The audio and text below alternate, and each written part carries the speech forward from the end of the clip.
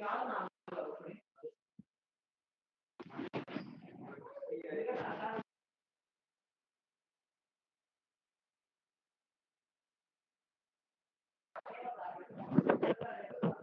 good afternoon, ma'am.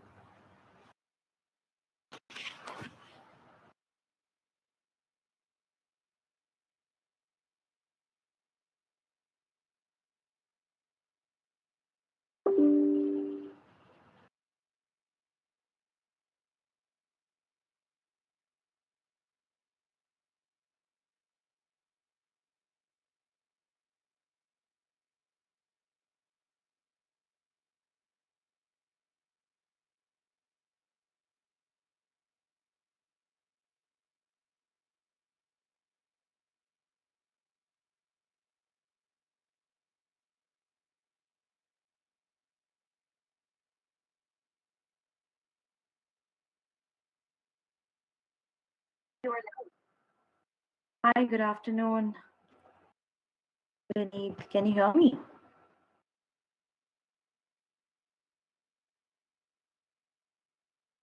Yeah, I can hear you. I can hear you.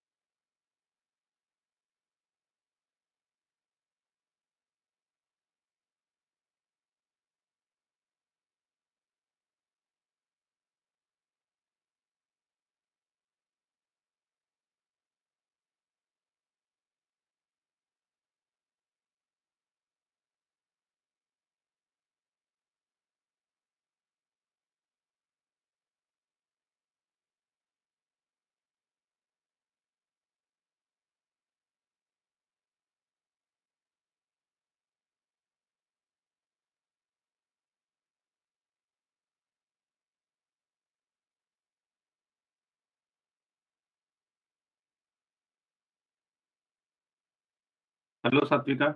Can we start? Yes, yes, definitely. So the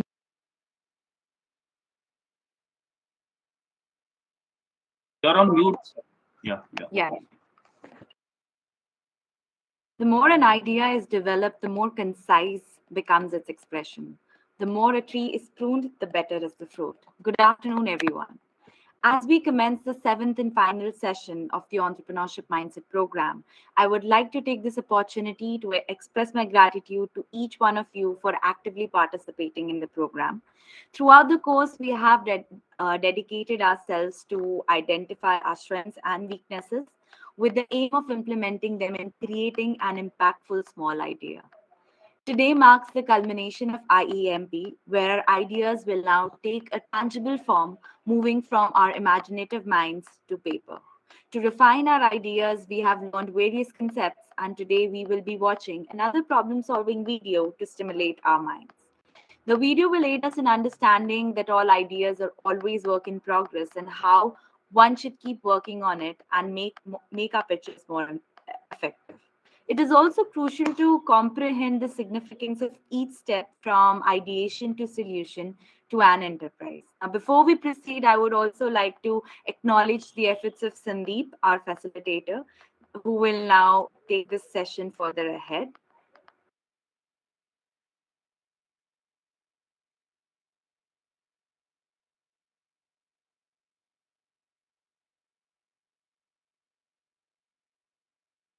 Now, before I hand over the session to Sandeep, I'd like to play the video. Yes.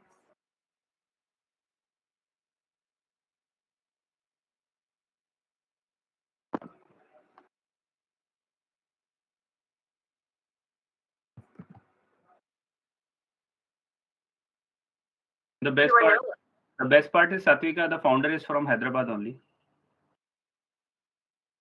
That's good.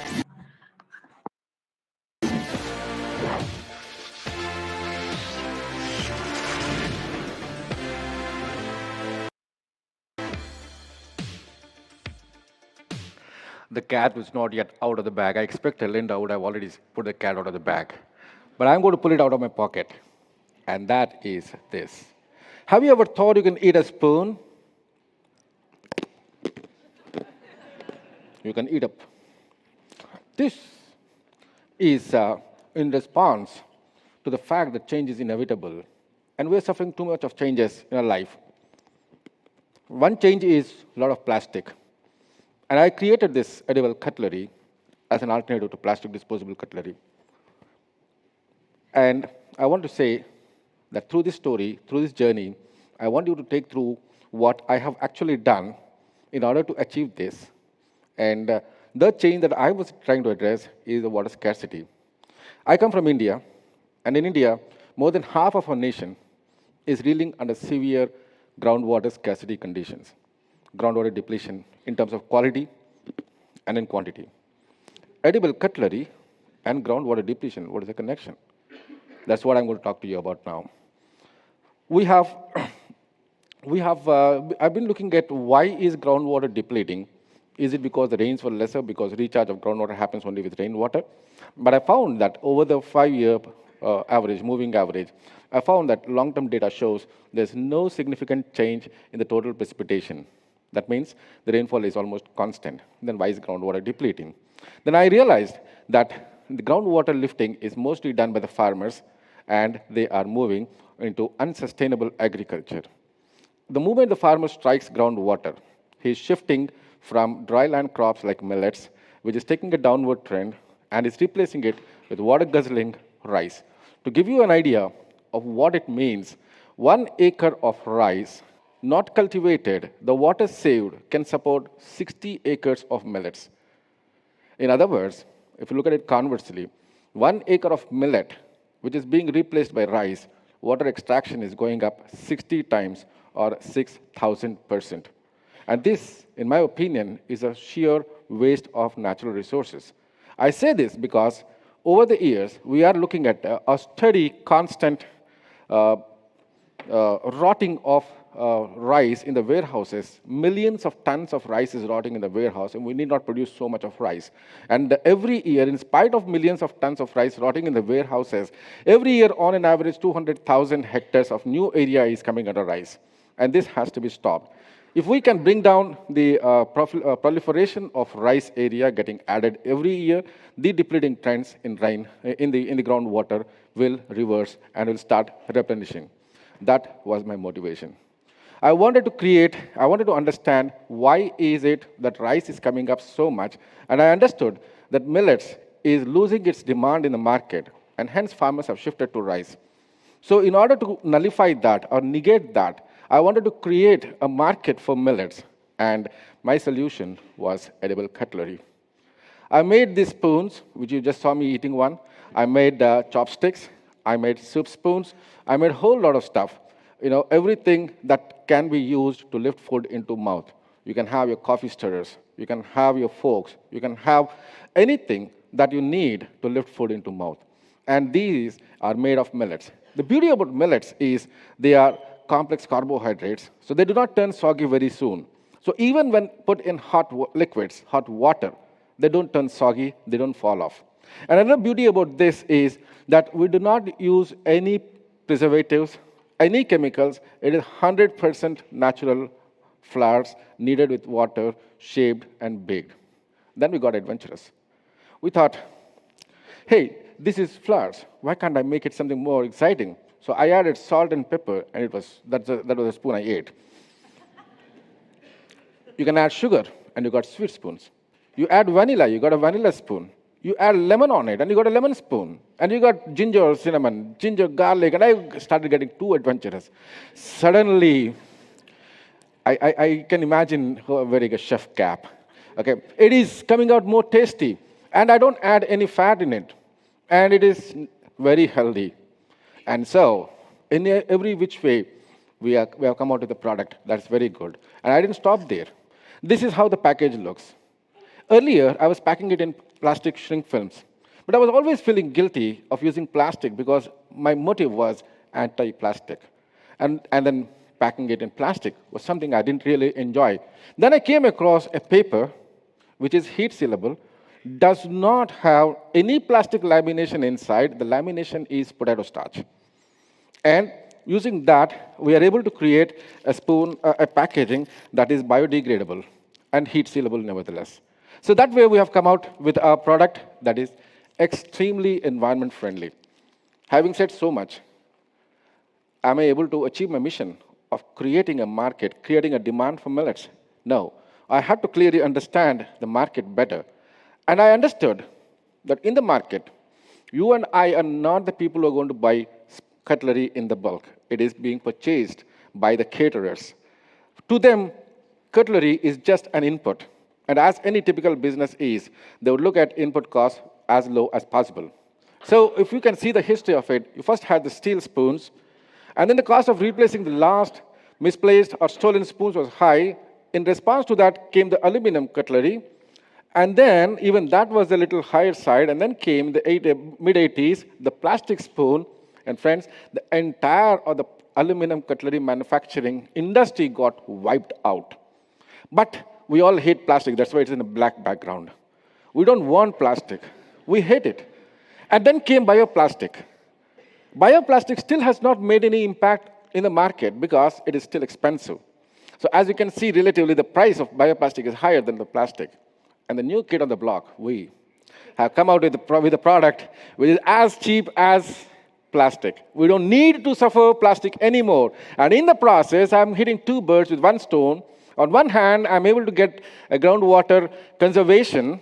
And on the other hand, I'm coming out with an alternative to disposable cutlery. We don't need to suffer plastic any further.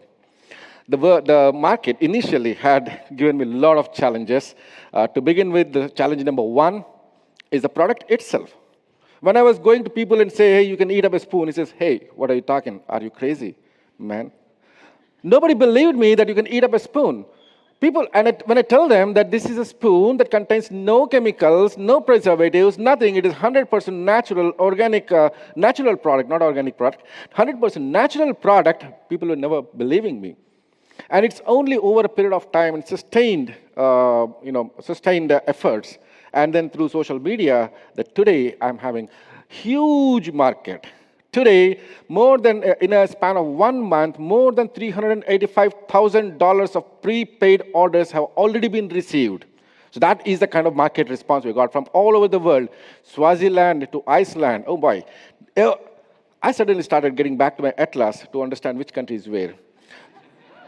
The second one is the product testing, and the product testing, people who initially doubted me, who were very skeptical, started really loving it. I'm sure you also will be once when you get your hands on a spoon. And the market is immense and it is emerging. So I hope through this talk of mine, I would be able to create I'm trying to remove 120 billion, or that is my target for the next 3 years. I'm trying to remove 120 billion plastic cutlery weighing about 1.2 million tons of plastic from getting added into the garbage. I want, through this talk of mine, uh, send a message that to solve complex problems, there are very simple solutions. And one such simple solution is a spoon you can eat and not throw. And if you do want to throw, don't worry. Within 2 days, it degenerates. That is provided the stray animals don't eat it up sooner. Thank you. Wow.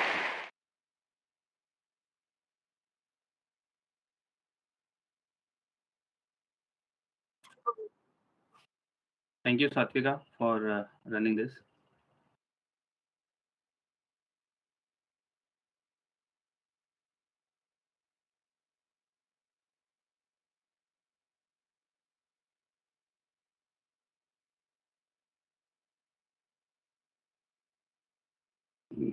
Sorry.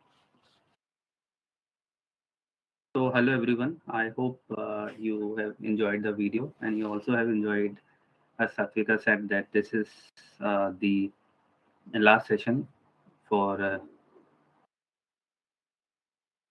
EMP, and you must have enjoyed brainstorming. You must have enjoyed listening to a lot of stories. You must have enjoyed working on different aspects of your idea, and also you must have enjoyed listening to a lot of case studies, and also doing a lot of assignments around your idea. So today we are at a juncture where we are going to talk about how we can actually pitch our idea, because in all the previous 6 sessions, we have ensured that you make an understanding of what is entrepreneurship, what is the difference between business and entrepreneurship. We also made sure that that you are also able to understand that what does it take to think about your idea, and how you should actually come up to an idea through different ways. Also getting an understanding of what are different kind of entrepreneurship which are there, and what is your type of entrepreneurship which you can associate with yourself. Also we had our own angel, Miss Meenakshi, who was with us throughout the session along with Bala sir to refine her idea, and she's also going to pitch her idea. And luckily, we have asked one student to pitch her idea today, and her name is also Meenakshi. So I think this is also a very good coincidence. Also, we got an understanding about how we can actually understand to refine our idea, and we refined our idea, and then how we can actually present our idea. So culminating all this into actually an idea pitch, and we'll also make sure that within this session also we are also able to work upon, because all our session has been work in progress. So we'll also make sure that by the end of the session you have also worked upon your idea pitch as well. So it's not just a session where you are going to listen to us, but this is also a session like the previous sessions that we are going to work along on the particular topic. So now Meenakshi is saying that Bala sir, we have finally learned about idea pitch, and so Bala sir is saying that before we begin to start an enterprise, what are the major things which should be considered? one has to have an understanding on that. Also, she's saying that I'm very excited, and he's saying that listen carefully to all the concept, Meenakshi, along with this excitement, so that you are also able to get your idea pitch ready. So before we even proceed to understand what is idea pitch, let us get an understanding of what is an idea. So before we even proceed, I am requesting to define this. I'm requesting all the participants present here who have been very active also, and who have, in case not been very active, to be active today, and then share in the chat box. Share any idea which is coming to your mind. It might not necessarily be your idea, but you can just share any idea which is coming to your mind. So I'm repeating, I am requesting all of you here to share an idea. So not necessary you have to share that your idea, but it can be an idea which uh, is just coming to your mind. We are taking a pause of half a minute and asking and requesting all of you to do me a favor and share any idea which is coming to your mind.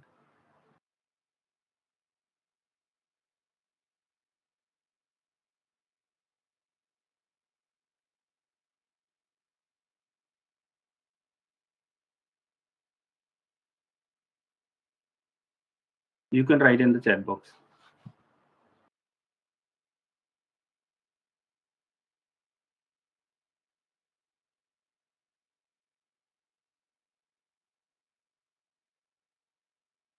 So if I say the idea which is coming in my mind is, for example, organic farming, or as we have heard a story of edible cutlery, it can also be sustainable toys. So these are the ideas which are coming to my mind.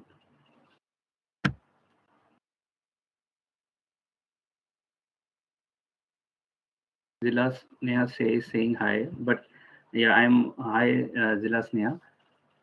I'm requesting all of you to share whatever idea is coming to your mind. So, for example, in my mind, I'm repeating the ideas which are coming to me are organic farming, sustainable agriculture, edible cutlery, uh, reusable toys, handmade dolls, mm, homemade food, chalk made out of waste. So, if I'm saying this, all these will be considered as an idea, or they might not be considered as an idea, whatever I'm saying to you. So, if we see in a true sense, when we talk about idea pitch, these might be statements, because idea is basically a plan, a thought, or suggestion. So, this will fall under the thought, but this might not fall under a plan. So, whenever we are sharing an idea, some bit of plan will also come into a picture, along with a bit about whatever a particular situation is, which is making you or which is compelling you to get into idea thought process. So if I say my idea is to get into an organic farming because I'm seeing that there is a lot of use of pesticide which is not suitable for the health of the humans. So in that case, a small bit of plan about little bit of particular situation is also I'm sharing. So in that case, this will become more like an idea rather than a statement. Also, whenever we are sharing an idea, it should be pitched in such a way that a picture or impression comes to your mind. It's not that you're just sharing it in your words. It has to be so powerful that while you're sharing that, a picture or an impression is coming to your mind. So that is also very essential. So you can keep on discussing upon different aspects, different ideas, and all those things. but also you need to understand that a bit of plan and bit of particular situation you should also discuss whenever any kind of idea which is coming to your mind. That will make it more comprehensive. So this was about an idea. So if we say idea, we are talking about idea pitch. So what is an idea? We have spoken about this. If you have any query, you can write in the chat box. So now here we are talking about pitch. So what is pitch? Basically, it is a line of talk that attempts to persuade someone. It is written like in a very theoretical format with a planned sales presentation strategy or a strategy of a product or service. So basically, when we are pitching, we are actually talking about a lot of aspects, and we are talking about specifically about a pitch because we are also expecting something from the other person. So that might not necessarily be a money or a funding or some any other kind of financial resource. This can be a collaboration also. This can be a networking also. So this can be a different kind of altogether a different resource mobilization also. So not necessarily you have to get into a financial asking only. This can also be for suggestions also, for thought also, for collaborations also, for networking, anything. So but you have some expectation from the other person. You might be asking for pitch these suggestions also. So in that case you are actually making a pitch. So pitch has something associated with the person who is sitting in front of you and listening to that. It has the component of sales strategy, and of course it talks about the product and service. So if we combine both an idea and pitch, it becomes an idea pitch. So the idea pitch is to make the case, plan, strategy, details, etc. And it is for an individual and it can be for group also. So idea pitch can be made in as an individual also, and this can be shared in a group format also. It is also designed to initiate and close a sales of the product or service. So the idea pitch can be in between also. So it can be for us. So for example, right now you are in idea stage, but the idea, it does not mean that uh, you have come up with a product or service, so then there will be no idea pitch. So idea pitch is something which will be constantly be there, even if you have a product or service also. Because there, what you are going to do is, in that case, you might have to talk about a process. You might have to talk about a lot of other things also. So in that case, you can start pitching the ideas for the process also. So suppose if you start a soap making business, and the soap making business has set up, and the soap making business is basically you create soaps in a way that they become like a landscape, or they become like a beautiful scenery. So you make those kind of soaps, and those soaps are basically designed to gift it to children and other people. But in between also, you might require to change the strategy and other things also. So in that case, there you can have ideas, and you can sit in a group and people can share the idea pitches. So idea pitch is essentially made in the beginning of when we are actually thinking about any product or service to launch the idea, any product or service. But it is also something which keeps on happening once the product or service is also already there in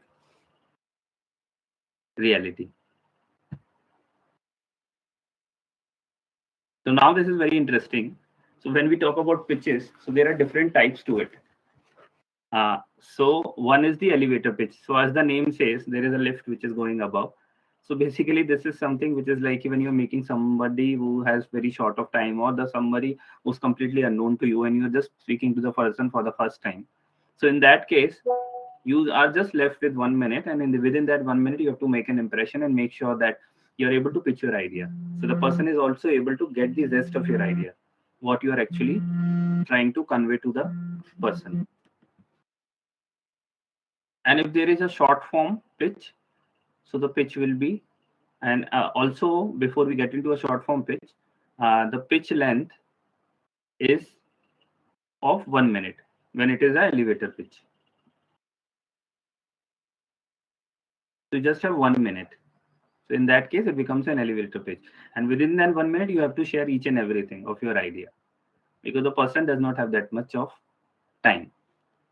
Once the person get interested in your idea, you can move on to the short pitch. And the short pitch is basically of the duration of 5 to 10 minutes. Here you actually pitch your things in again in a crisp format, but you have a little bit more of a time, and you're talking about in 5 to 10 minutes. And then there is a long form pitch, so where you have 20 minutes. So basically, long form pitches are majorly for collaboration, for resource mobilization.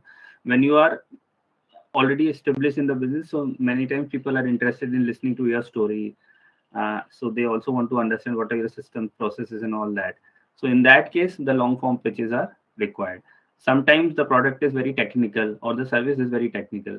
So the person wants to understand in complete detail. So basically, this will become a long form pitch. 1 minute, 5 to 10 minute, and then 20-minute pitch. So the 1 minute pitch is where you just put up your idea in 1 minute. The short form pitch is 5 to 10 minutes, long form is 20 minutes.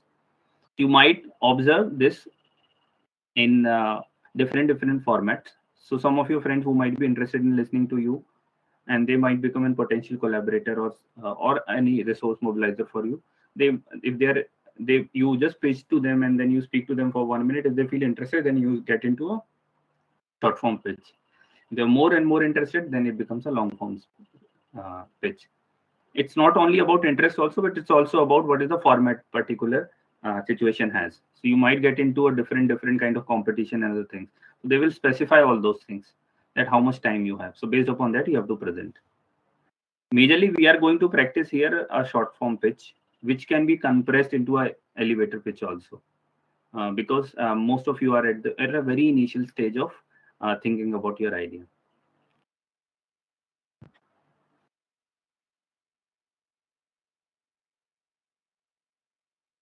So as I said, that the elevator pitch is basically a 1 minute pitch, and the example, there is an example, a wonderful example of Wikipedia. So basically, if some of you have noticed that Wikipedia is basically, most of you might be known to it. Wikipedia is something where if you want to get knowledge about something, you just write down that, and Wikipedia is in majority of the cases, even it is if you want to know about an individual, if you want to know about a place or region or anything. So Wikipedia is one of the things which always comes at the top, and you are also able to get a little more details about it. You can also contribute. So it's not just a one-sided platform; it's also a double-sided platform where you can also contribute and you can earn also in that. And so in between, Wikipedia was actually running a campaign because they were looking for support from people and all that. So they were asking for a small amount so that Wikipedia can get supported, and they have some money to develop their own database and other things also. So there they have put up this kind of statement. So it has been borrowed from there. So they have put up a very simple elevator pitch, that are you tired of all those yearly encyclopedia taking us straight? Do you even have the money for encyclopedias? Wikipedia is an online encyclopedia that is both free to access and is updated regularly, allowing you to learn about the world in a faster, easier, and a more recently updated way. So that is something which is Wikipedia. So they have put it in a very small and crisp format so that people come forward and support them. Again, the short-term pitch is basically it's a 5 to 10 minutes ka pitch. So in majority of cases, if you are interested, if the person is interested, who have listened to you after an elevator pitch, they will invite you along with your team members or you only to come and present your idea. So then it will become a short-term pitch. There you are going to actually talk a little more detail about the competition, financial goals, and other things also.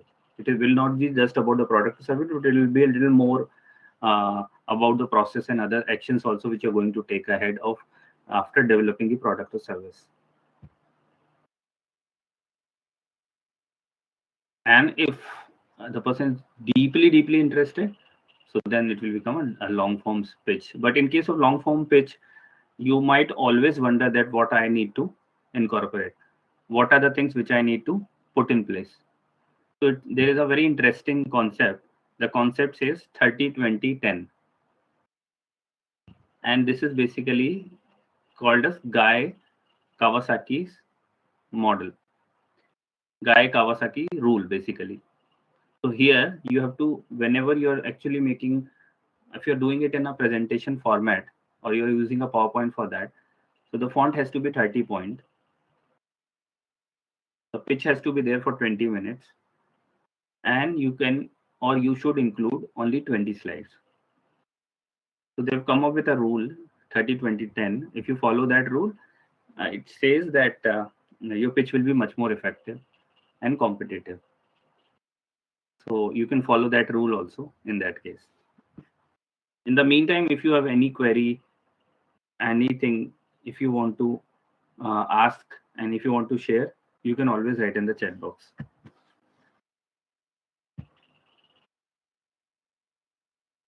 So now, since we know what is an idea, what is in pitch, what is idea pitch? Yes, Satvika? No, no, please continue. Yeah. Now, since we know about what is an idea, what is in pitch, what is idea pitch, now we also have an understanding what are there are different types of pitches. So now let us move ahead to the components of pitches. So what are the components which a pitch should have? And it will also be interesting to know that we have already covered that in the previous session. So some of you are attending these sessions for the first time. It will be good to go back to the sessions which are already there on the online platform. You can always refer to them and listen to them and then come up with your these components. So we have made it very simple. So the component include venture name and location, which you might have in your mind. The second component is product service offered. So where we have talked about what in the previous session, in the 6 sessions, and the process involved how, the types of entrepreneurship, which we have spoken, I think, in the 5th and 6th sessions. So what are the process which are involved? So in that case, you have to identify what is your type of entrepreneurship. That will actually tell you what is your type of entrepreneurship. In that session also, I still remember Ojashwini and other people have shared, other participants, that they are a small business model or that they are a large scale model and all that. They were able to get an understanding.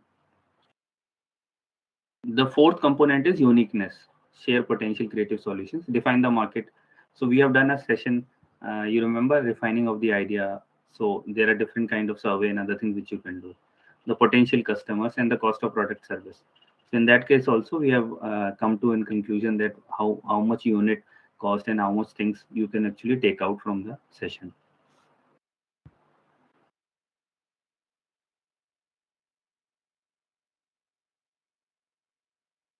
So basically, this is a one pager, simple idea format detail. So where venture name has to be there. So you might think that what kind of name I should give, because this is a very nascent stage, and if something changes after some time and all that, you can always do that. But until unless you're legally registered and all that, so that will require some bit of processing and all that. But in beginning also, if you're pitching something, if I say that want to get into an organic farming, and so I can say that Kalpivriksha organic farming I want to start. So that will be more confident. Your responses are more confident when you are actually naming also something, because you are also thinking about that in a way that you've named the person and the name the venture, and then the venture will always also take place because you are also being very confident about it. That's why you have named it. So you should also so there are different ways through which actually you can come up with your venture name. You can brainstorm with people, you can speak to people, you can search about similar ventures and all that. You can also think and speak to people also. If you have some options also, you can do some competition also, the way actually Lijjat Papa did after 20-30 years of working well, and then they were rolling papad, and then they started thinking that now we have become big and now we should register as a cooperative. We were not having a name, so they did a competition, and then Lajjat was the name which came, and then they selected that. So you can do that as well, and then you can ask and you can take help of your colleagues and your friends also, and or either your family members also. The second component is product service offer. So you have to share here about what will be the feature of the product. We'll take some examples also here. So we will actually talk a little bit in detail and little bit in a more elaborative format that what will the product or service will have. The third thing is process involved. So you will talk about what will be the type of entrepreneurship. So it is either a large scale entrepreneurship. It is either in the fourth or fifth session, you can refer to that. It is a small scale entrepreneurship. It is a social enterprise or what. So you can also share about it. So that way is actually the person will get in better understanding. Then uniqueness. What are the advantages and benefits the whole product or service will have? You also need to define your market, and you have to define your market in both ways. So like we were at the pitch, no, and the edible cutlery wala pitch. So there the person was actually talking about the global problem and all those things, but the person was also talking about their immediate goals also, that what they want to do and how the problem is actually happening globally also. But uh, on the other hand, also he was actually talking about his goals also. So in that similar manner, you also have to do that. Then you have to share about the potential customers who are going to take the um, product or service. Then you have to talk about the cost of product or service, what people have to pay for it, what will be the affordability, how competitive it would be in terms of product or service. And also you need to understand that cost of service and product, and if you want to make it more affordable or competitive, it does not mean that the person, you have to always keep the price lower.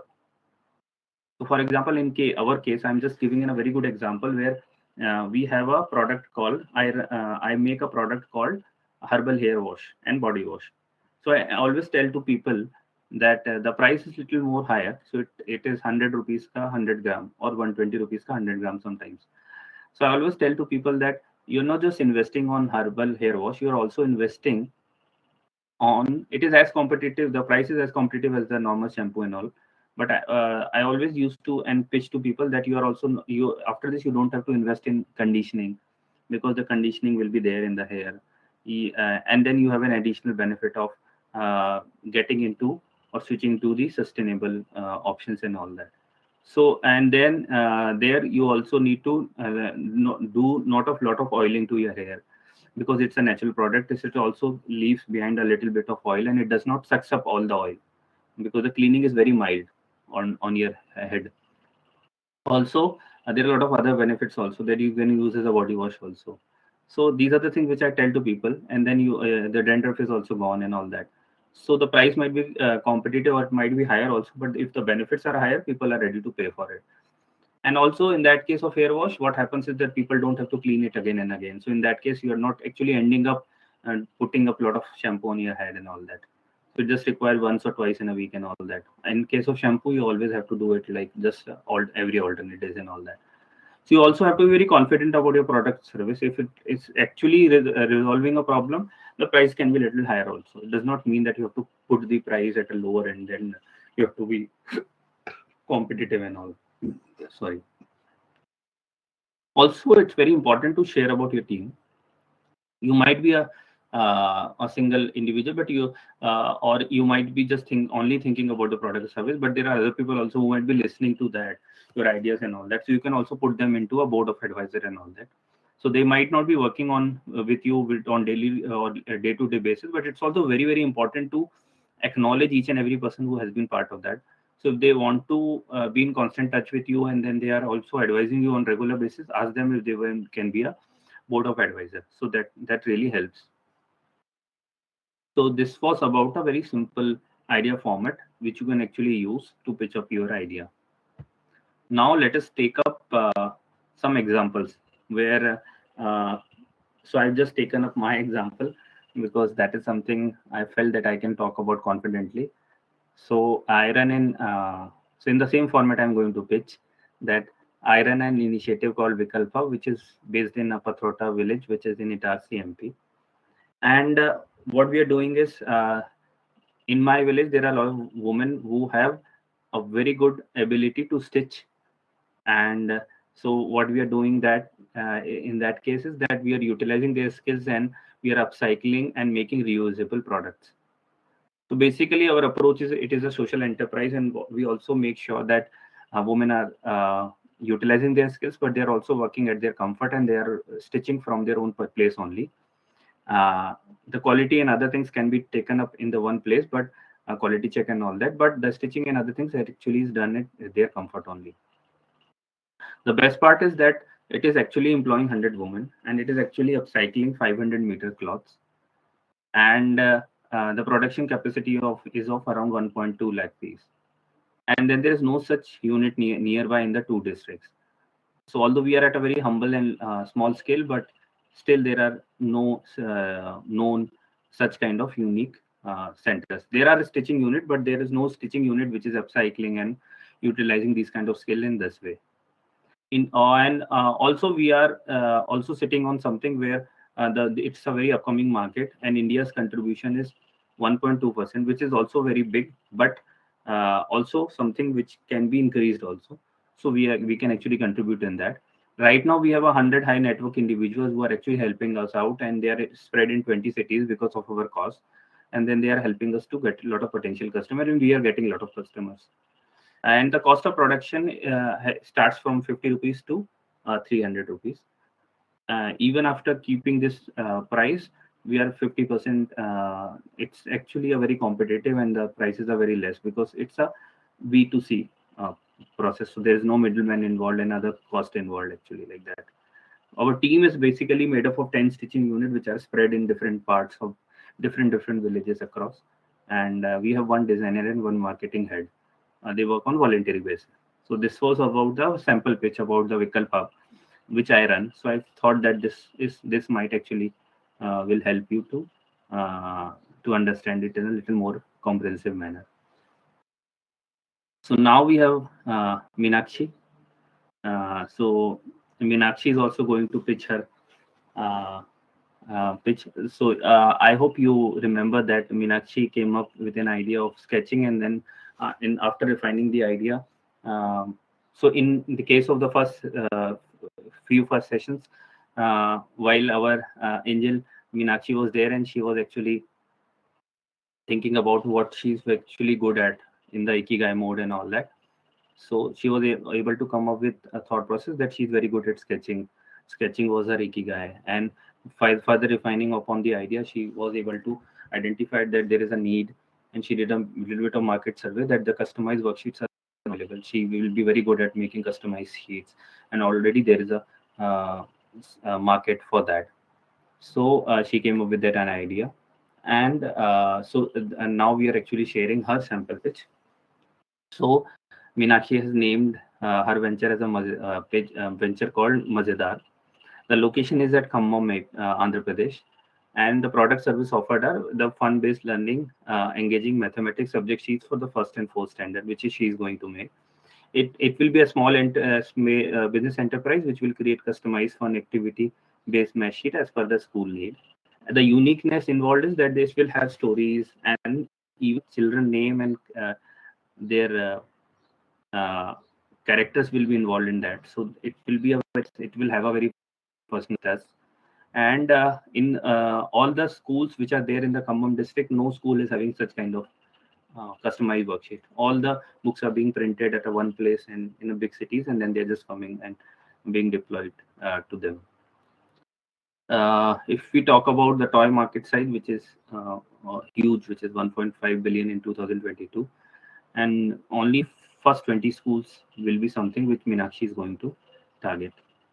The potential customers include the school, tuition centers, and individual. So Meenakshi is going to start with school, and then she will gradually move to tuition centers and individual. The cost of product service involved starts from 500 to 1,000 rupees per class or per sheet, and it is again 100% less compared to similar product because the customization is a very big cost. But once this is done, it can always be utilized. So schools can take a service, get the particular class converted into a worksheet mode in a very engaging, fun way, and then this can be utilized forever. The team include Meenakshi, which is an engineer graduate. She's also an illustrator, and she also have Balasar as her advisor. So I am saying that Meenakshi was all alone, but she's also considering Balasar as her advisor, and she has put up him into the team also. So I think this was about the Meenakshi and her venture.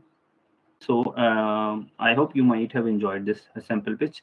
Now I'm asking one of our participant, Miss Meenakshi, to come and make her pitch. Meenakshi, you are there? Yes, sir. Yes, sir. Lovely.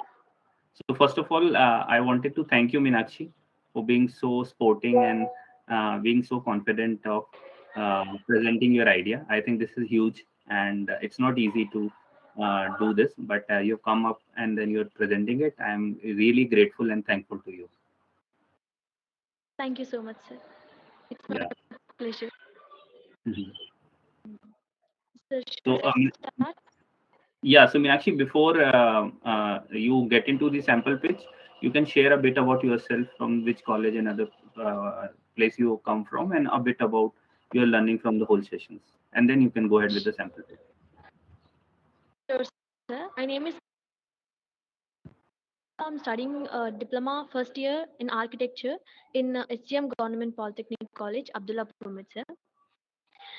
Into my idea, sir, as an architect, I really love to make new models and new houses, and I'm really interested in it. And when it comes to the nature, I love nature, sir. But right now, it is very polluting, and I'm very sad about that. So uh, as I want to be an entrepreneur, I want to make it as opportunity for me. I'm thinking of plastic house, sir. It is an eco-friendly house, sir. As you can see, it is. Sir, it is useful, and it is it is very available for it is very useful for everyone, and it is available for everyone. And the uniqueness of this house is it is made up of a plastic. And as we know, there are two types of plastics: thermoplastic and thermosetting plastic. And the thermoplastics are very, and they are useful but they are weak. But when it comes to thermosetting plastic, they are hard but they can't be reusable. So I'm thinking of converting thermoplastics into a thermosetting plastic, as there are some little process in it, and converting it into thermosetting plastic. And the main problem here is we have to reuse it, as it will be a wastage again. So I'm thinking about this. Then I got an idea of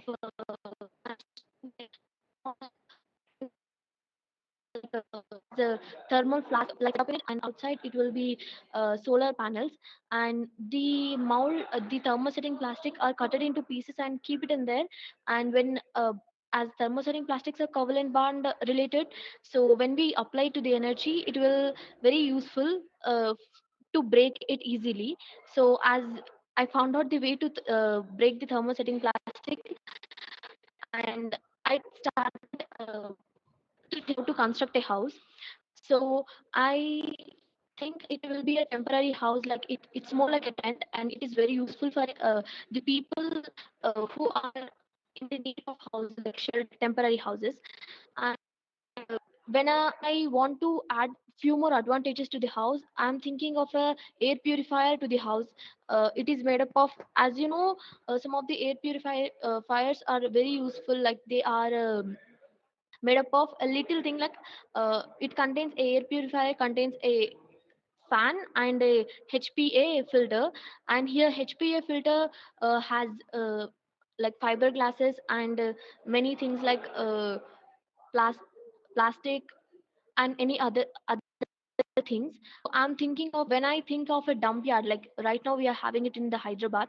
So when I think of dump yard, there are many e-waste in the dump yard. So I'm thinking to convert the e-waste into a reusable source for this HPA filters. And the fiberglass, when we come to the glass material, like many of the glass material remaining as the here I constructed a air purifier with the uh, recycled waste. And is it is situated to the house. And this house is very useful, as the plastic is very strong, and it is heat resistant, electric resistant, everything. And see the uniqueness of this house in the EPP teaser. And this product is very useful and available for everyone who wants a friendly house. It need little experimentations and corrections, but yet it will be a very good uh, idea from my side. And sir, if there are any doubts, please let me.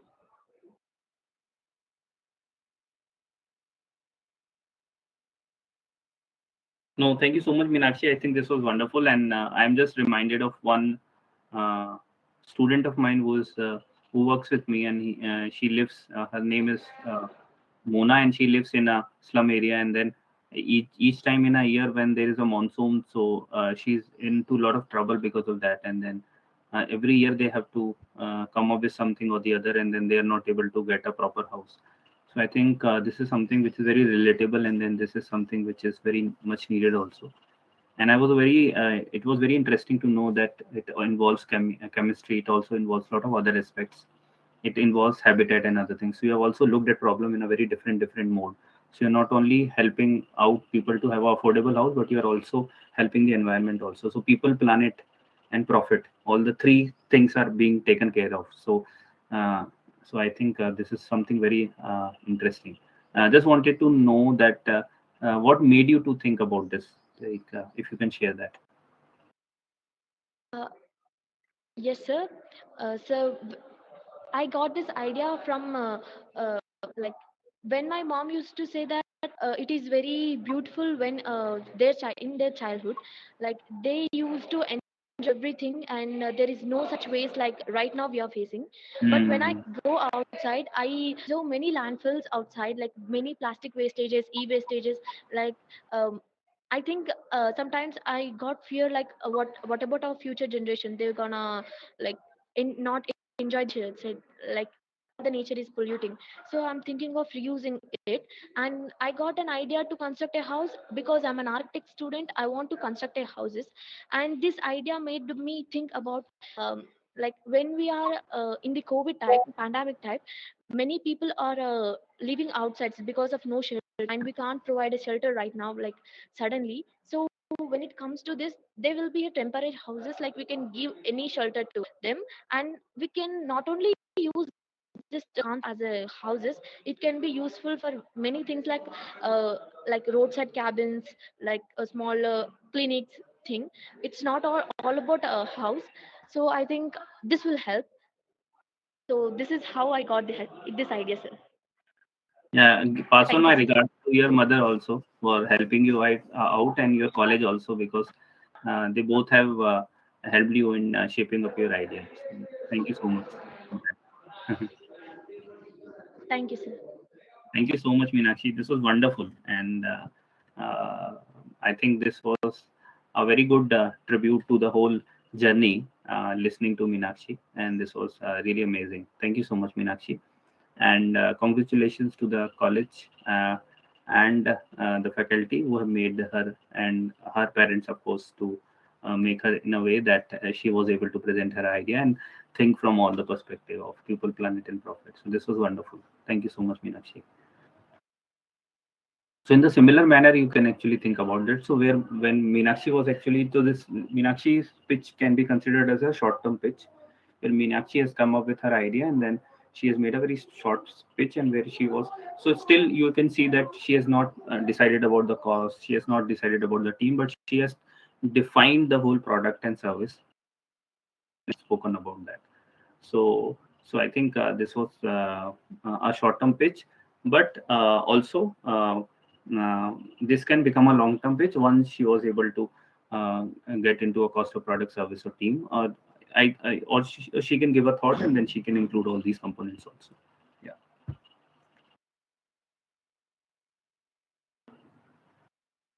So Meenakshi, both the Meenakshis are very happy today because they have made their idea pitch finally. So I am just asking you in the chat box if some of you can share that are you pitch ready now? You can just write yes or no. So nobody is going to judge you even if you write no. So I'm just requesting all of you to share whether you are pitch ready or not. You can write in the chat box yes or no. Looking forward for your responses. People who are joining from the big screen, you can discuss within yourself, or you can ask the facilitator to type on your behalf. You can count upon number of yes in the room, and then you can share also. So this is compelling you to make your pitch ready also, that you can share. So for me, I think this is very compelling. When Meenakshi was sharing, I went back to my young days also, when we were bubbling with so many ideas and all that. And this was very fascinating for me also, when she was actually talking that how she was able to combine both her studies also, and whatever she has learned from her house, and also from the surroundings. So all the things were there. So that is how a real entrepreneur is, who learns from all the three aspects of uh, like and she's also so observant and other things also. Yeah. So Meenakshi is saying that I have learned to about making a pitch, and now we are actually asking about your learning from the sessions. So what you have learned from the session, what has been your key learning from the whole session.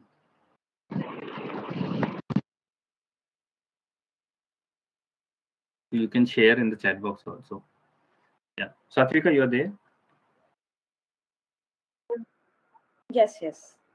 Yeah, so if you can share a bit about your understanding of idea pitch, and also what do you feel while actually both the Meenakshi were presenting the idea. So So first of all, I'd like to share how did I feel when both the Meenakshis were presenting their idea. I mean, it feels that the entire journey of IEMP, yes, it ended on a very good note, because whatever, thoughts that we had put in to build this entire curriculum, I think it has shown the results. If you see.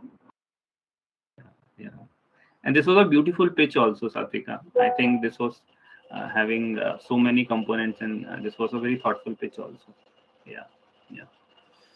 So And as far as yes, yeah, and as far as another Meenakshi is concerned, I mean, our mascot Meenakshi, I mean, her idea has come out really beautifully. And if you see, we started off with drawing and sketching, and now here she is talking about how she can develop worksheets for maths, yeah, for yeah, understanding maths better. So, I mean, yeah. this entire, right from starting from drawing and sketching to developing worksheets, I mean, this entire journey she could undergo only when she put that effort in researching more about her idea and working on it again and again. So I mean, that is something that our participants should also think about now that they have they are to start submitting their ideas. So they should start thinking how they can refine it further and work on it ahead. Yes, absolutely. I think Satvika, this was wonderful. I could recall that she was talking about 1.5 billion ka there is a market of toy, and then she started a very humble thing of that. Not before even that, also she was not knowing ki what she wants to do. She was so many things which she wanted to do, and then she came up with drawing, sketching, and then she has named her Absolutely. ventures. Yeah, Right, right. yeah, yeah. So it's more of like a journey I have also traveled. I feel like this. So yeah, this was very exciting. Okay, so again, also thank you, Sandeep, for highlighting and teaching us and the participants all the interesting concepts so far for developing their mindset towards entrepreneurship. I think as we proceed with the session ahead, um, I'm just checking with Ajmeri. Did Praveen sir join the session?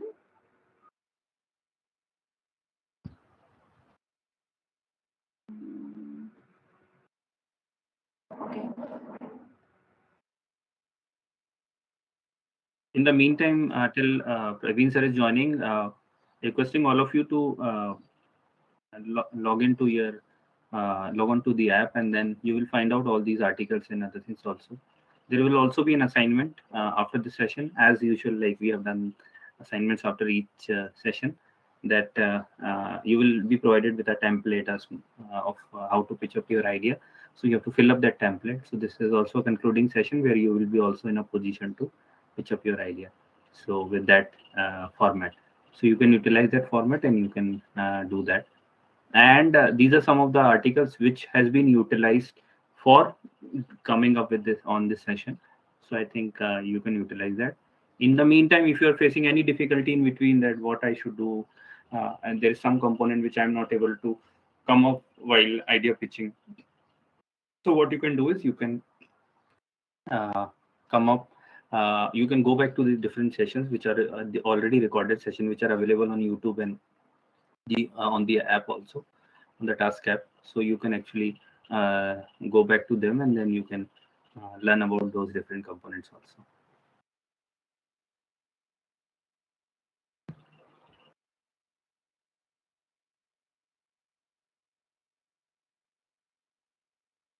So basically, this is an assignment where you have to write about the venture name, product service offered, uniqueness, process involved, defining the market, cost of product service, potential customers, team, and other things also. There, for your comfort, we have also written down where, like in what previous sessions, the topics which we have covered, and you can actually come up with all these aspects and components. Sandeep, while you're sharing the idea format, can you also talk about like how and why it is important to, at least make an attempt to put your idea in this particular format so that it can, further help the participants in their ideathon stage and as well as the EDP stage, which is the Nice. entrepreneurship development Nice, nice. stage. Thank you so much, Satvik, for asking this. I think this is also very important in terms of you might feel that you have some idea, or many of you might not even think of writing the idea. But once you start doing that, in that case, you will be much more concrete and you will be much more precise in terms of sharing your idea to other place. Because whenever you start, as has this has been shared in the beginning also, that the person might or might not be interested in listening to you or being collaborated with you and all those other aspects. But if you have done a little bit of preparation around, if you have done these kind of small pitch ready idea, so what you can do is that in that case you will be more confident and you will be also more clear in terms of uh, pitching up and speaking to the other person. So while you might be, many of you might be very very raw in terms of because when Meenakshi was sharing about her eco-friendly idea, so in that case she was very confident, and then she have also done a lot of research and other things. But many of you might be just having an idea in your mind, and then that time you might not have even spoken to any other person about that. But this is an opportunity which very few people get actually at such a young age, that you can put up your idea. Once you start putting up, the new ideas space will come up. So until unless you don't take it out from your head and then put it in front of the other person, all those ideas only will revolve in your head. And then once you put that, so there will be a space for new ideas and new things also. You will also be in a little bit better position to brainstorm and put things in a format also. And since this is in a format, so you will also be in a little bit a better position. And whilst you are putting yourself into a format, so for example in case of Meenakshi, so the cost was not there, the team was not there, so she might have also think about that, how she will come up with the cost and team, because that is missing. So all those things which are there which will come, and all those things which are not there, you will also come to know about them. So in that case you can work upon them, and you can so otherwise there will be no clarity. So I think this is very very essential. So for example, if you think about a problem of a restaurant, and if you see restaurant as a whole, then the problem might not get resolved. But once you start seeing that the restaurant has a different department, that it has accounting department, it has a cleaning department, it has a cooking department. So once you start thinking that from a very different format and different unit, then it is going to help you.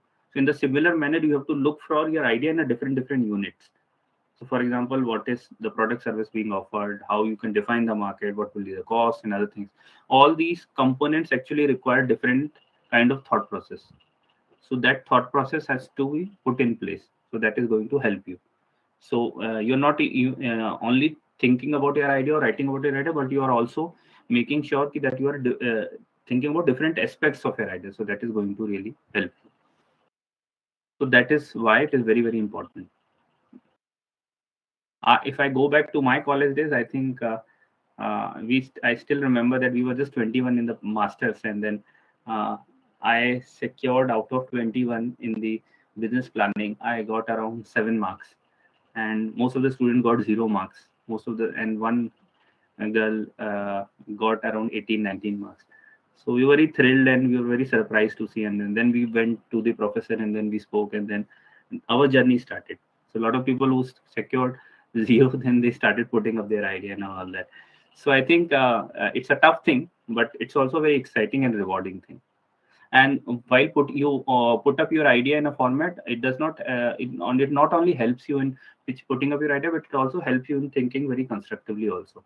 So if you be part of any job or any other things also, or you part of any project also, if you are doing something in your college also, all this structured thinking process is going to help you in your daily life also, at your family, and at any point actually. So if you start thinking constructively and as in a structured format, so that's very important to put your time and effort into this.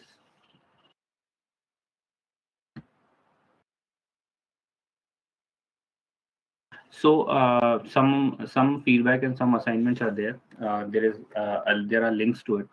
So it's very important, and we are requesting all of you to fill up the feedback format also, so that we are also able to get an understanding that what went good and what could be improved also in the session. So because this is also an ongoing and learning process.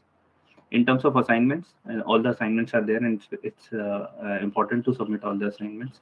And if you face any difficulty, you can always go back to the task app and then get a reference from there, because all of the things has been recorded in the online format.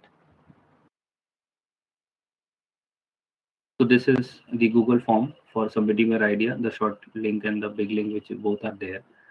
So you can start participating in the ideathon, and all the best for that.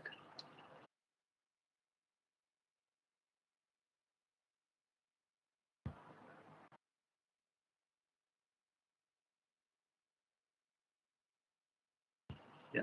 So there will be an important announcement, some important announcements about a lot of technicalities which are there, and these announcements will be made by Satvika and the team. Uh, so yeah,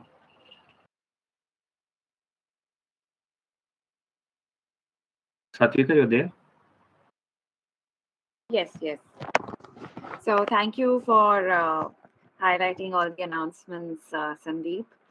So first of all, thank you so much for facilitating the entire IEMP session. It was great having you. And like to all the participants, I mean, I'm sure Sandeep is going to be our facilitator in entrepreneurship development program as well. So we are looking forward to it, Sandeep. And while we are coming to an end of the IMP program, so I think there are very important concepts that you highlighted, Sandeep, that all the participants should keep in mind while they are developing their idea further, and they should all of these concepts should literally stay with them throughout the process of Ideathon as well as EDP, so that they can work on their ideas better and come up with solutions that are actually credible and doable. So I urge all the participants to, get working on their ideas and start submitting them in the links that have been shared with them over emails, SMS, and even in the chat box.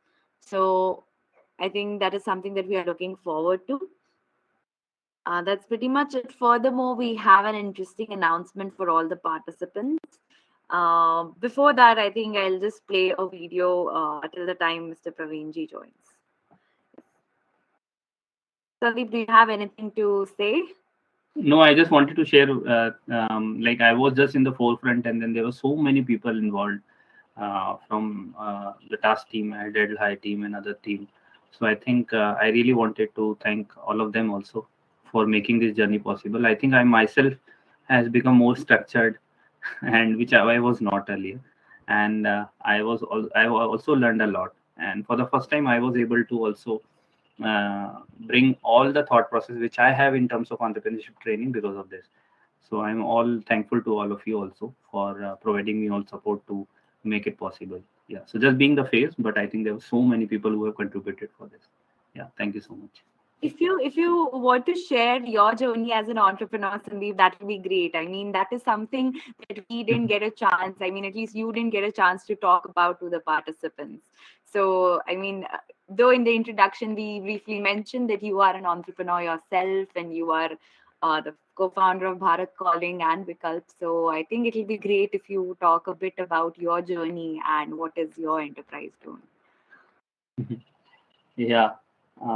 So I think I will keep it very short because I know that there are sessions ahead. So I think so my journey started with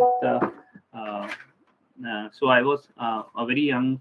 I was very young. I think I was just third or fourth standard. I used to see my father helping out a lot of people, and we used to have an open space where all of people used to come and from the village. And one thing which I've seen from his is that he kept on sharing whatever he had. So it might be writing an application for the other person or speaking to the person with an open heart and all that. So whatever he used to have, he used to share with the other person, and then I used to get irritated because of this, because we did not had a lot of money, and then my father was investing himself into to the other people. So and we were also compared by the other people around that we don't have money, and other people were progressing in terms of money and all that. So I used to tell to my father that why you're doing this and all that. So he has written in the outside my house also that mercy is the door to heaven. So I have changed it to mercy is the door to hell. In Hindi में ये बोलेंगे कि अगर आप दया ही सुख का कारण है, तो मैंने उसको कर दिया था दया ही दुख का कारण है, because I was not vouching for all that which he was doing. And then so I used to study very hard. I knew that study is something which is going to help me out and all that. And I was sent to in boarding school. I was sent to in English medium school. And since I was the youngest one, I was given most of the thing. But unfortunately, while I was in my 10th standard, I was not able to pay off my fees in the school. And ultimately, I had to stop going to school. But the school technically did not stop me from appearing for the examination. So I sat for the exam and the practicals just from my house only, and then on 11th and 12th standard. So I was completely unsure that whether I'm going to be able to sit for the exams or not. So I somehow sat for the exams, and then I secured very low percentage. And again, people started telling me that you should not do this, you should not do that.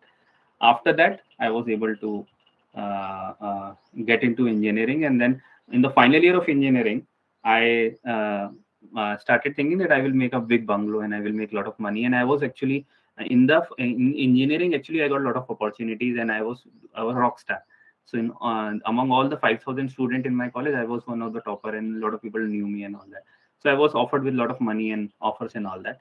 But on the final year of my engineering, my father passed away. He met with an heart attack, and it was day of Diwali. So next day, a lot of people came and all that. So that gave me an insight that there were so many people who kept on coming and they kept on talking about him. It has been around 10, 11 years, and then people still come to us and then talk about his journey and his good deed which he has done. So I started feeling that I should also do something like that. So then I felt that I was able to get opportunities and support from my parents, and I was able to sustain myself. I should also start helping other people. So I started the initiative called Bharat Calling, where we were supporting students with informed career choices. And we started at a very humble scale of 30 students. Right now, there are more than 450 students who have got into games, music, dance, and arts, and all that. After that, we started a course in entrepreneurship. We also started a stitching unit. We also started different units so that people can assess their skills and utilize their skills to get converted into an enterprise. So all those are there in the name of Vikalp and Bharat Calling. You can Google search about them. So we have been rewarded with a lot of awards, prizes, and appreciations also. So God has been very kind to us, and I think I was fortunate enough to convert my pain points into an enterprise. So which Gayatri was also sharing that while she was listening her stories to from her parents, and then she was able to come up with an idea of the house. So in the similar manner, I think I struggled a lot for my studies, but I became a medium for other people to study. So uh, luckily, I just have in below that we have written these books also, Afsar, and we have written a book for Telangana government also. So how you can make informed career choices and all that. So I think this has been a very exciting journey, and we are still exploring, and we're still working on different ideas. Yeah. Thank you so much, Satvika, for making me Thank nostalgic. you. Thank you so much, Sandeep. Yeah. I mean, this was indeed very helpful. I hope this must have motivated all the participants to, onset their journey of entrepreneurship. While they are young, they can actually explore and think about ideas. Thank you, Sandeep. Thank you so much.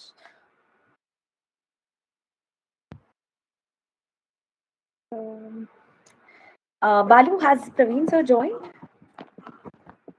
Yes, actually, he's just struggling to join. But there is a technical glitch to connecting with browser. And I asked to someone to help him. He's on the way, I think. Okay, okay. So, do you want me to wait or should I go ahead with the Um, introduction? while he comes, we can do something. Otherwise, make any announcement so that the student will be get connected. Otherwise, before he comes. Okay, okay. So I think I'll stay on this slide and meanwhile just urge all the participants, if you are accessing this link, please start submitting your ideas. We are receiving a really good response from all the participants. So I encourage you to keep up the spirit and start submitting all your creative ideas. And please ensure that you abide by the rules and guidelines that are mentioned there. So yeah, looking forward to have some creative and innovative ideas on board.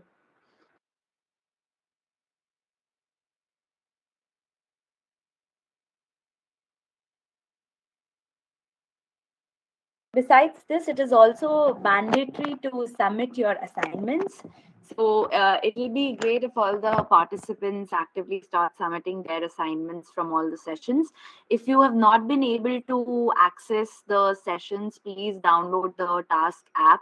In that, you have all the session recordings, and then you will be able to attempt all the assignments because all the assignments are dependent on the content that has been shown in the session, and that is one of the mandates to submit their ideas. So you have to submit your final assignment and then you have to submit your ideas. Only then you will be qualifying for the further physical ideathon.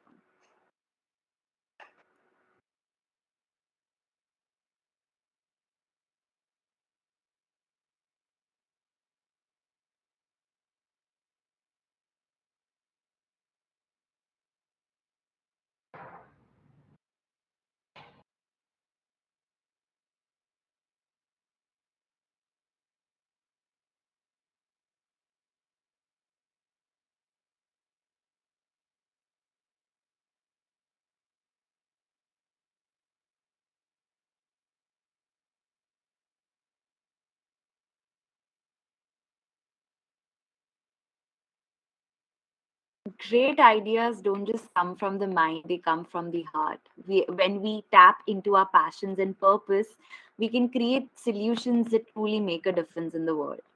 So, we have an exciting opportunity to introduce you all to a powerful tool that can help you turn your ideas into actionable solutions. It's called the World Innovation Next Network, and it's the brainchild of an innovative team led by Mr. Praveen Rajpal, a renowned thought leader in open innovation and edtech. Uh, as a founder and director of Win Private Limited, Mr. Rajpal has disrupted the traditional model of physical business incubators by creating digital incubators and accelerators that can transform any smartphone or PC into a powerful platform for innovation. This cutting edge edtech platform has been adopted by leading countries, companies, and universities around the world, making it the Satvika, your voice fastest. is breaking. Am I audible? Yes, yes, you are. Yeah, Rakesh, actually, Praveen sir struggling to get connecting to this platform. Why don't you call to him once? Yes, sir. I Rakesh, are you called there? and I guided him how to open a Okay, setup. okay, So okay, I think he's logged in, but he's unable to configuring his audio. okay. Okay, he's trying to actually, he's there on the platform, but again, he left. Okay.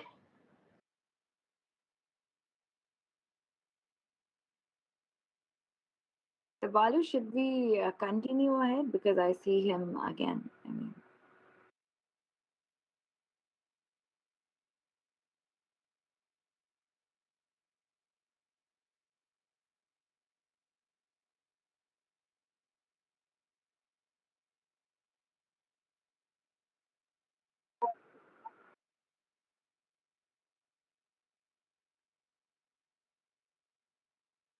so, since I was talking about the WIN platform, so this is a cutting edge edtech platform that has been adopted by leading countries, companies, and universities around the world, making it the fastest, simplest, Hello. and most productive and cost efficient way to develop large innovation and startup capacity.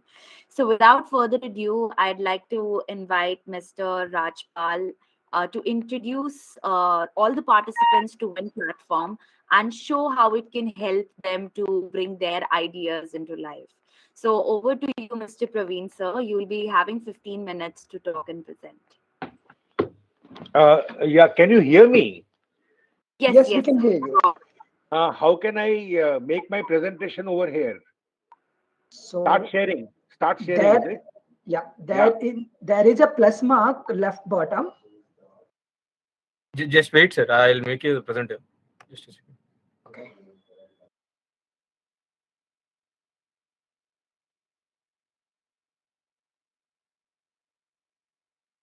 Hello? Yeah. Yeah, there is a plus mark left bottom. You Yeah. can click Yeah. on No, that. no. So it will Yeah. I've ask clicked. you take presenter. It is telling me manage presentation. Yeah, now you are a presenter. You can manage presentation. Click on that. Yeah. Browse your PPT from the source. There is a browse option. One question before that, sir. You want to share the screen or you want to upload the file? Upload No, the no. I file. want to share. I want to share the screen. Okay, then you can do one thing. Where it is, Rakesh? Where we can see the sharing screen. Fourth Now option. fourth option is the sharing screen and the plus mark.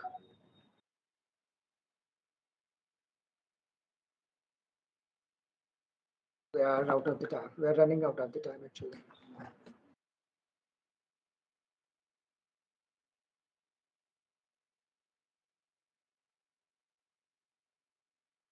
The fourth option. Share the external video. Is it No, or sir. man? No, No, no, no. no. It's not in the plus options. So you have the mic button and speaker, video, and as well as options, right? After that, you have the screen sharing option. Share your screen. Yes. So in the share your screen, what should I say? You should select the complete entire my screen. Entire screen share.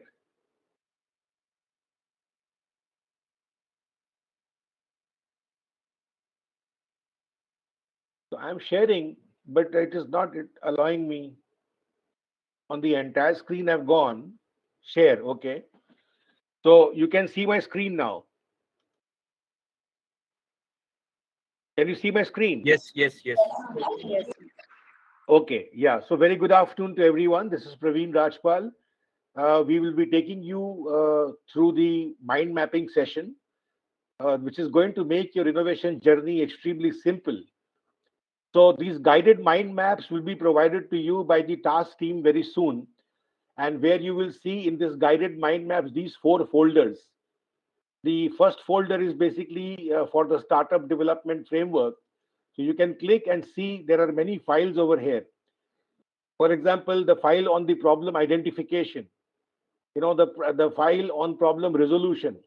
So if you want to basically use the problem resolution file, this is how it is going to appear when you open it.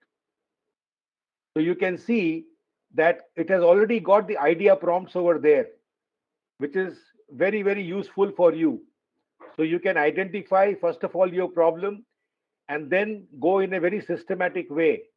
So what do you think? I mean, for example, what do you think are the causes of the problem? So you can simply pick up a subtopic and write, these are the causes. Why do you think the problem is there? Simply pick up this and pick up the subtopic and start writing the causes of the problem. Your job is only to expand the idea prompts which are given over there.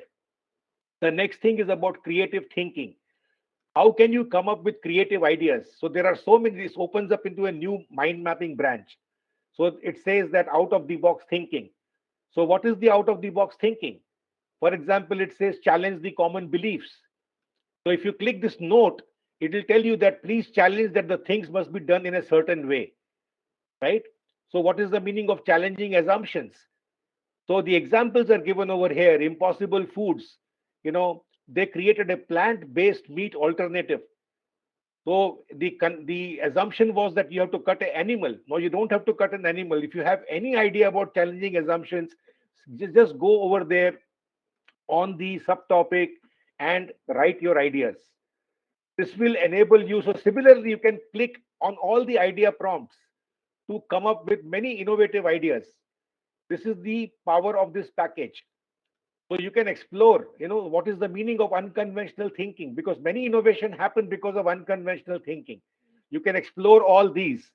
For example, the stretch rule is, the standard restaurant rule was offer dining only inside the restaurant. So McDonald's, they broke that rule and they said, let us introduce the drive-through to capture the road traffic. So please click on every idea prompt which is given over here so that you are able to come up with many innovative ideas. You may like to have a technology thinking, for example. There are many ideas. There are many challenges which can be solved with technologies today. It could be a sensor, for example. The sensor can solve the problem of detection, tracking, automation. So how can you use these kind of ideas for coming up with your many innovations? So please use these templates. Everybody is on the ideathon and they need to come up with many innovative ideas to problems. But what is innovation? Innovation is to make things faster, better, simpler. But what do you mean by faster? Just click over here. So how can I reduce the cycle time? Offer loans in 2 minutes, for example. So this could be your idea. Just go over here and expand with your ideas. So this is basically the guided mind mapping templates, which are really going to help you in a great way when you are coming up with your innovative ideas, right? So similarly, you can go to the design innovations, for example. Many of you would be coming up with the design ideas. So what is design?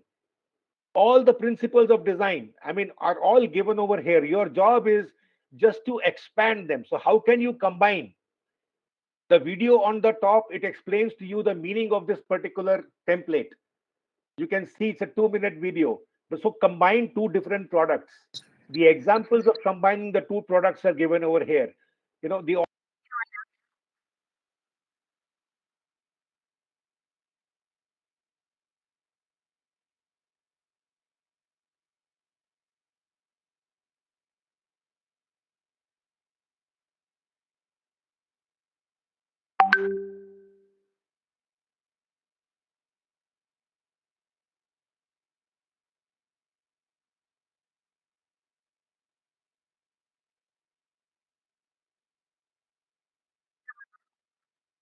can you hear me?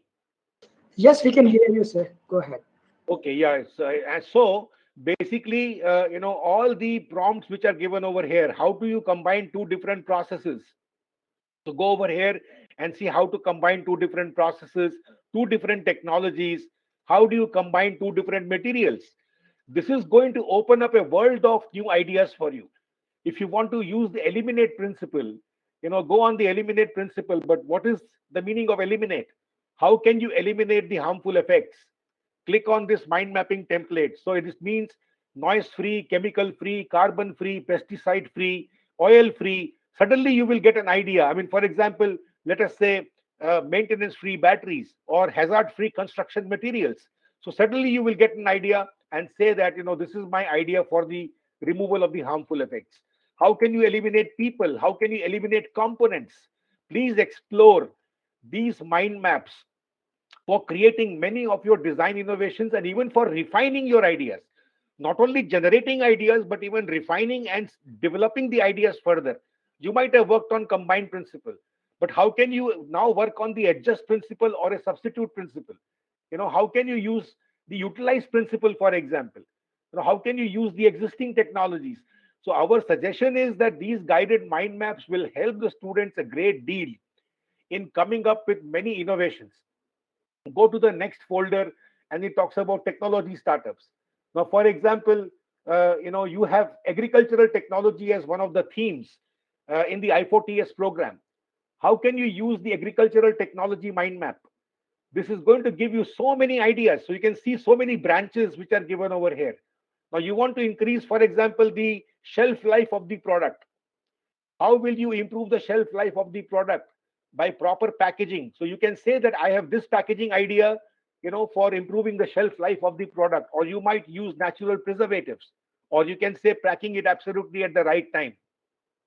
Explore different ideas which are there. If you want to, let us say, come up with an idea for robotics. Now these are various robotic ideas which can be there in the context of the Indian agriculture. Robotic harvesters, India does not have any. So can any of you brilliant engineer come up with a robotic harvester? How can we harvest a potato or an onion, right, which can save our time and efforts?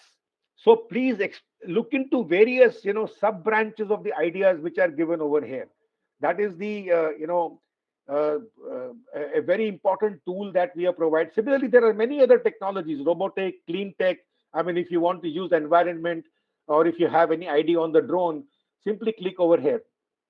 Secondly, we also want to tell you about the fourth folder, which is on the smart, because there is a theme on the urban mobility, or the urban development. How will you create smart automobiles? So simply click over here and see the mind map. It is guiding you for so many ideas on creating the smart mobility solutions.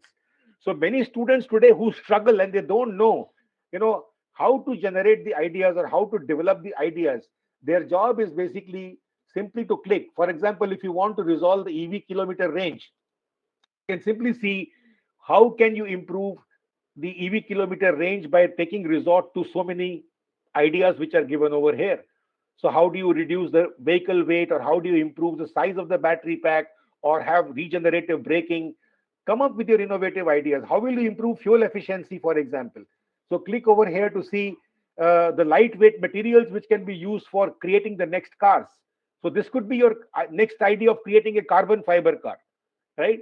So explore many of these ideas, which are given over here, shared with you, that will enable you to create many more new innovations. There is a theme of smart healthcare. Now, many of you students might be passionate about the smart healthcare industry, right? How will you create an enhanced patient experience, right? Or how will you create the apps to fight the diseases? So what are your ideas? What kind of disease do you want to fight out? The symptom tracking, the testing and remote monitoring, the medication reminders, the disease specific education. If you have any idea on this, you can simply go here, pick up your subtopic, and start generating your ideas. So this is what we wanted to tell you, that it is very important when you are working on the i4TS ideation platform. Please use the mind maps extensively for generating the ideas. So if you want to work on the smart cities, for example, right, how will you use the smart noise management systems? Or how is it that, what is your idea on the disaster management systems, for example, right? How will you improve the emergency response systems?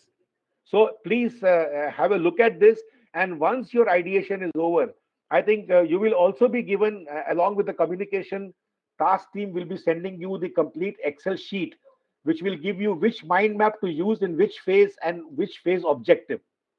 So all the folders, technology folder, design folder, smart innovation folder, in the phase of ideation, what is the name of the theme? Please refer to the sheet. And once your ideation is over, there will be a presentation which will be attached over there, the PowerPoint presentation. So this kind of a presentation you will get. So please come up, use this presentation, come up with your problem statement, write the problem and the target customers. But which mind map you will use? The reference of the mind map is given here. So use the problem identification mind map. Then what is your solution? Use the mind map on resolving problem resolution that I have shared with you right now. Similarly, use the other mind maps for a design if you have, use the design mind mapping. If you have any idea on the themes, healthcare, use the healthcare mind map. Use the the education and skills mind map.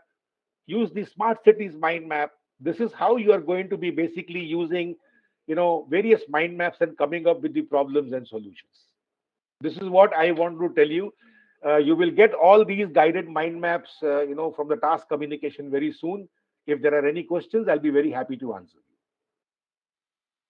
Yes, Balu, over to you. Yeah, thank you so much, sir, for the briefing about Win platform to design their idea and pitch their idea. And Yes, Satvika, over to you for the next session. If there yes. is any questions, we will see in the chat box and let you know to forward or speak up. Thank you. Okay, yeah, thank you. So I can sign off now, right? As you wish, sir. If there is any, we will let you know. Yeah, otherwise, if you want me to be there, I'm here. If there is any question, I can always ask. I'm there. Anybody can ask me. Okay, sir, then. Or you can forward the questions to me and I Yeah, will send the answers to you. No problem. sure, sir. We will do that otherwise. Thank you, sir. Yeah. Okay. Thank you. Over to Satvika.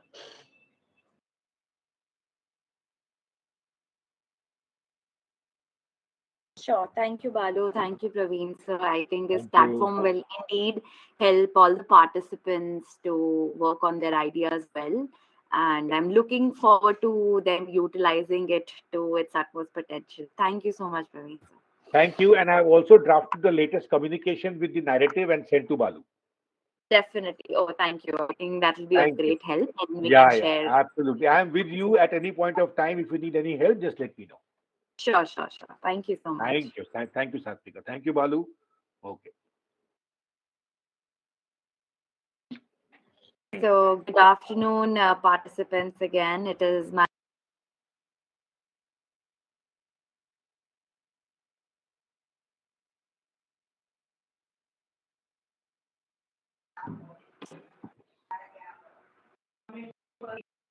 So, good afternoon, all the participants. It is my pleasure to welcome you all to our expert session, which is on building a sustainable future, harnessing circular economy principles for climate action in India.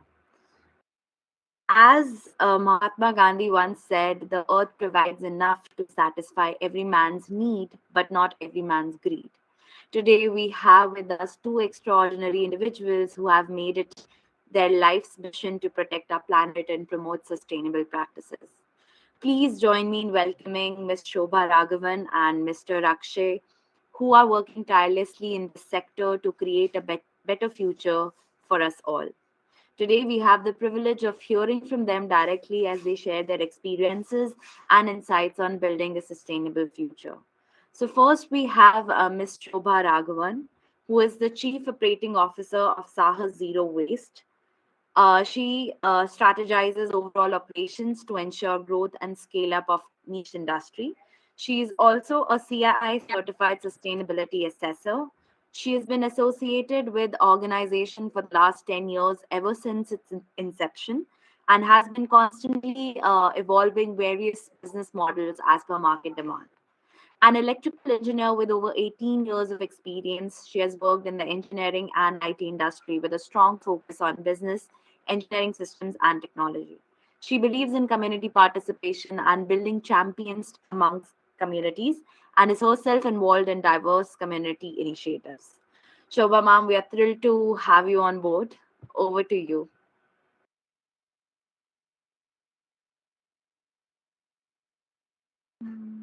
Thank you. Satvika, can you hear me? Yes, yes, yes, absolutely. You're audible. Okay, great. Okay. If I can get the presentation right, I would like to share my screen. Rakesh, can you help with this? Can you make Shobha ma'am the presenter so she can share her screen?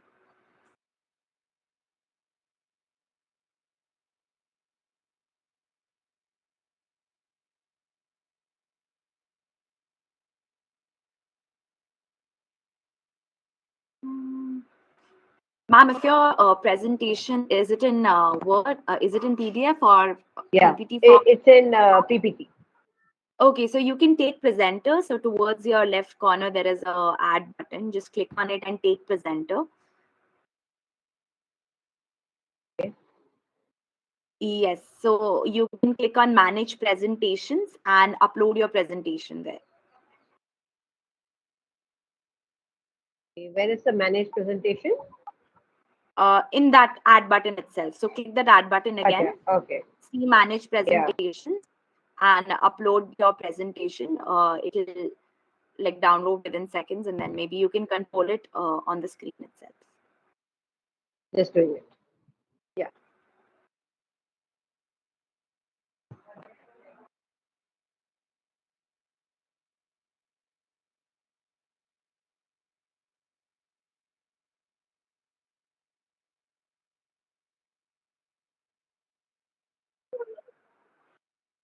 Are you able to do it?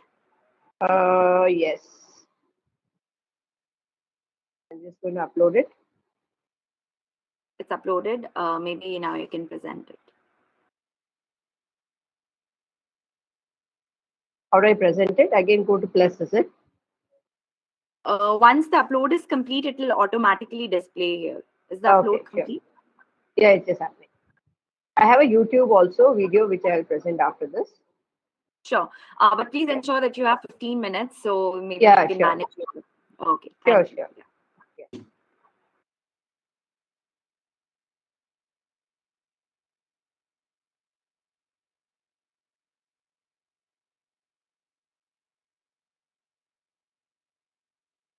Yeah, so you can see my screen, right? Yes, absolutely. Okay, great. So, Thanks. Good afternoon to all of you. You can hear me, right, Satika? yes. On the screen Yeah. itself, where the presenter screen is, you'll be able to move your slides further to Yeah, and sure. fro. Okay, great. Thank you. Good afternoon. Thanks to Headed High. I think this is a great opportunity. I been on the call for the last half an hour. I understand that there are budding entrepreneurs on the other side waiting to hear some ideas. And here is a good solution coming in through a business idea through an organization called Saha Zero Waste, where we are uh, working on the core principles of circular economy. And we are solving a waste issue. Waste has become such a critical issue, and we realize that waste is such an important resource. And if it is handled professionally, then circular economy is actually truly possible on the ground. And we'll show you how we have done it uh, through our business. So, Saha Zero Waste is a social enterprise looking at holistic waste services, and our core principles are circular economy, and all our services are aligned to the Sustainable Development Goals. So, how do we do this? Now, what is very important for us in the space of waste? If the core concept is about material recovery, that is, recovering the material of waste, is what is going to make circular economy happen. So, in the space of waste, what are the key dimensions for circular economy to happen? The first is segregation at source. Second is the supply chain. Third is the scale of operations. Fourth is a service fees. Five is sorting efficiencies, and six is social inclusion. So, what does this mean actually on the ground? So segregation at source, unless you segregate your waste at source as biodegradable and non-biodegradable, you will not be able to achieve circular economy. So that is a very key parameter, and this is going to happen only through awareness and sensitization. From a perspective of supply chain, just like any other business, we need to have different types of waste streams for the model to be profitable and sustainable. So supply chain is very, very key for us to ensure a good mix of different waste streams, whether it's paper, plastic, cardboard, metal, glass, tire, textile, everything is required for the model to actually sustain. And it's also important because when you say that you are a waste management organization, people expect you that you handle all their waste issues. The third is scale of operations. Like any business, you can sustain only if you reach a minimum threshold of volumes and let us say geographies, so that the scale of operations really make them model circular and sustainable. Generally people think that waste is a profitable business, or you just need to sell your waste and you get money and that is enough to run the business. Well, that's not the case. If you need to, if any of you is interested as waste in developing waste as a business, remember that people who are generating the waste have to pay for the waste. If they do not pay for the waste, this this business will not work. If you want to look at professional services, if you are looking at formal solutions, if you are looking at traceable solutions, the generator or the polluter pays for his waste, and there is no second model that has worked in this country.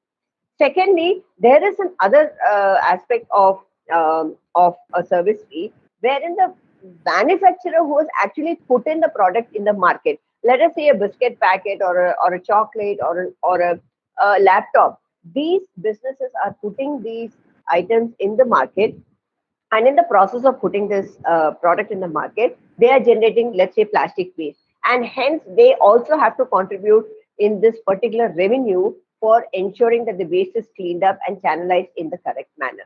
So this is a very important concept for self-sustaining such waste management businesses. I see that the next speaker is also coming from the same space and would really like to hear his view on how he has been able to self-sustain his waste management business. Another important thing is sorting efficiency. If you go and look at your bins, you will see, and wherever you are, you will see that amount of waste we are generating, the different types of waste we are generating, different materials of waste we are generating. So unless you have some kind of a tech intervention for sorting the waste into different categories, this can become very expensive, and therefore bringing in a good amount of technology intervention actually helps in optimizing the cost and passing that on to the generator. And finally, as you all know, waste globally is with the informal sector. So how do we are we as professional organizations coming and competing with the informal sector? That's not the idea. The idea is to include them in such a way that they become formal. They have every right to be working in a dignified environment. They have every right to have their own self-respect. They have every right to work in a safe environment. So how do you formalize this informal sector and include them and integrate them in your supply chain so that they don't feel left out? At the same time, the quality of their life enhances. So that is about social inclusion. So these six dimensions are so important for us to actually do waste management and also to bring circular economy to reality. Once you actually do this, you will actually see that this is how the waste streams look like. If you see, they are all so neatly sorted. They are sorted into different seven types of paper, 10 types of plastic, different types of glass, metal. That's the amount of work that is going into actually sorting the waste and then sending it for recycling. And once it is sent to recycling, you realize how effective the system becomes. Waste doesn't get dumped, it doesn't get burned, it doesn't go to landfill. And what you see on the screen are products that we are deriving out of waste resources. This is what we call waste recovery. This is what we call as circular economy in the waste. So if you see this, this is coming from toilet tissues. If you see that this is coming from newspapers, if you see that this is coming from plastic waste, which is converted into sports t-shirts, this belts that you see are made of textile waste that is coming from the manufacture of textiles. So all of this is coming from toothpaste. These are roofing sheets which are coming from recycling toothpaste tubes. So waste is a resource. Waste only if it is segregated and handled well, you can actually extract the material back and bring it back into the circular economy. And once you do that, you will not need to go back to the environment and actually mind the waste. So some other examples of what I spoke to you was largely about municipal solid waste. And you will also see that there are so many challenges in the environment. It's really not so easy to work in this space. And this is not new to any of you over here. These are nothing but our e-commerce food platforms that are coming and delivering our food to our doorstep. And this has all become a big lifestyle change that has happened in the last 5 to 10 years. We are not going to the hotels and eating, whereas we get the food with a click of a button, it comes to our houses. But what's happening? Because of that convenience, this is the waste you're generating. And remember that this particular type of plastic is so difficult to recycle. And so what happens to it? Then it then goes into informal recycling or it goes into burning. So it is so important that consumers have to become very conscious of the amount of waste they're generating, because waste starts with reduction. Recycling is the last dimension of waste management. So how can we as consumers?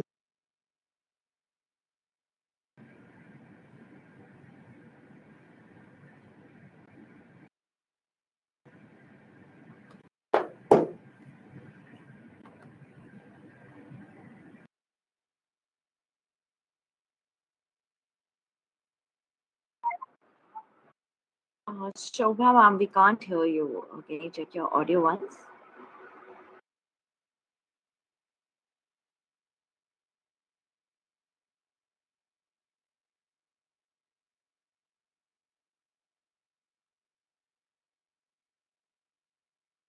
Can you hear me? Yeah, perfect. Oh, okay. These are other streams of waste which have good recycling capacity. But if they don't get the fees, if the polluter doesn't pay for these waste streams, again these tend to get downcycled and not recycled. Which means if you look at this Harpic bottle, it is made of very good quality of plastic. But what happens is because the funds required for recycling are not sufficient, it tends to actually go for downcycling. That means I will instead of recycling it back into an Harpic bottle, it gets downcycled to a bucket or a mug. And just imagine the amount of material that was used, natural material that was used to make the Harpic bottle, which now actually gets into making a mug or a bucket. And do we need such a good quality mug or bucket?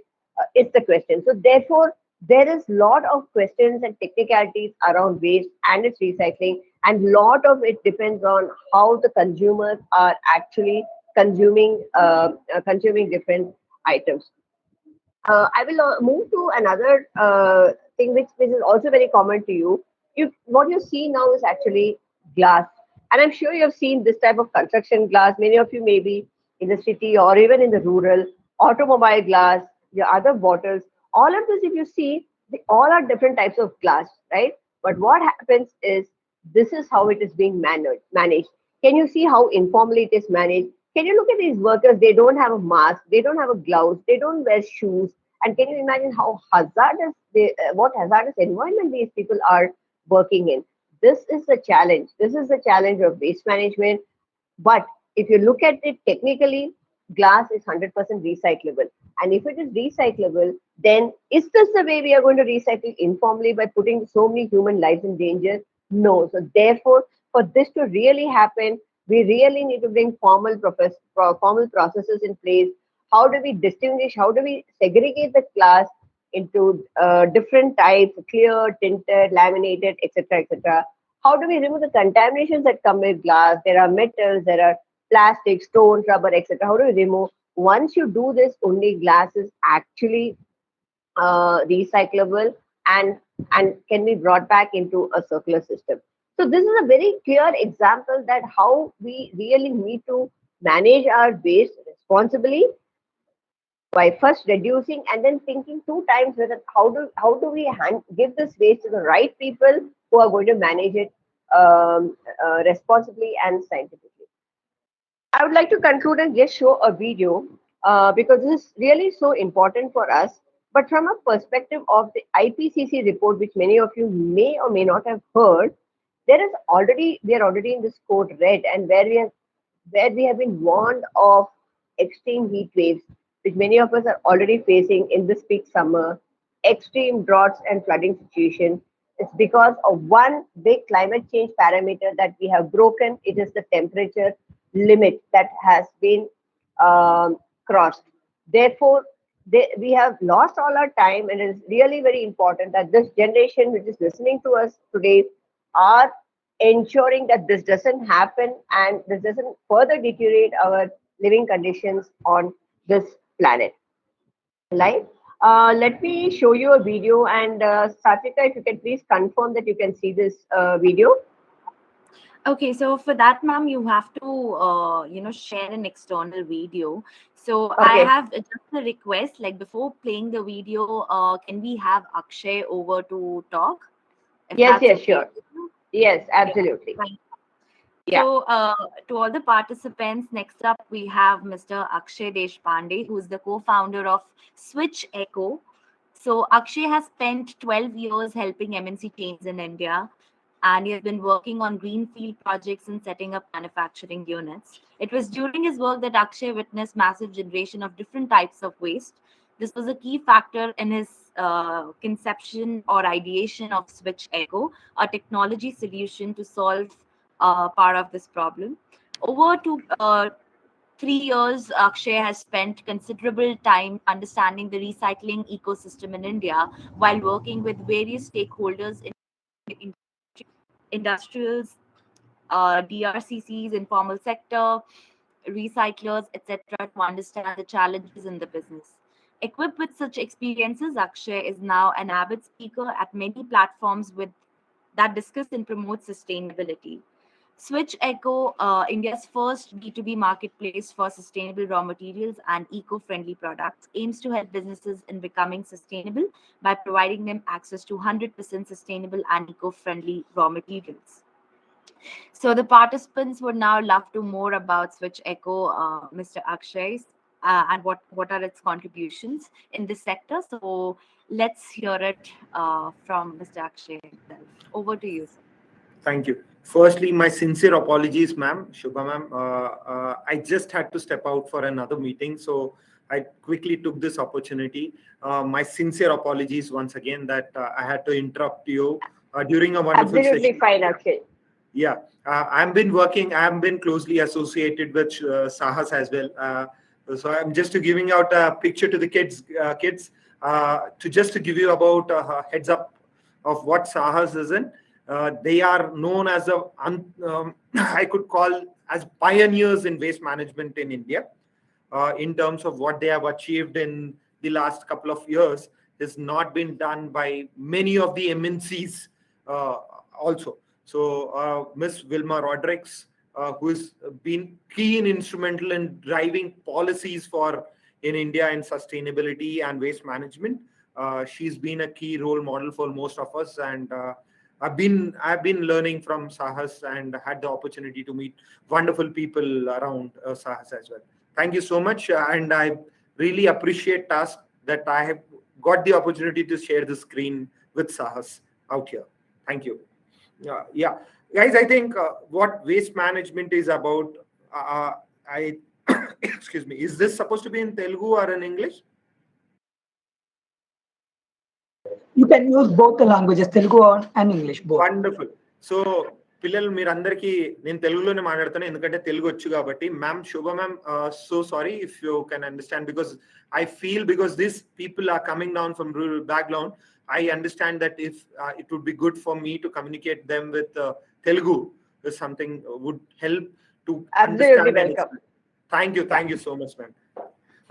So పిల్లలు మీరు అందరూ madam ఏదైతే చెప్పారో దాని గురించి మీరు అర్థం చేసుకున్నారు. వేస్ట్ మేనేజ్మెంట్ అని, వేస్ట్ మేనేజ్మెంట్ అని సస్టైనబిలిటీ మేనేజ్మెంట్ లో చాలా మట్టుకు ఆపర్చునిటీస్ ఉన్నాయి. ఇంకా మన బంగారు తెలంగాణ అని చెప్పేసి మనం ఏ విధంగా అయితే అనుకుంటామో ఆ విధంగానే మనకు బంగారం, సస్టైనబిలిటీ బంగారం అని చెప్పేసి ఇదే యుగం. ఇప్పుడు ఉన్న సస్టైనబిలిటీలో మీరు స్టార్టప్స్ కానీ ఆలోచిస్తే దాన్ని బంగారం యుగం కన్నా తక్కువగా మనం అనుకోలేము.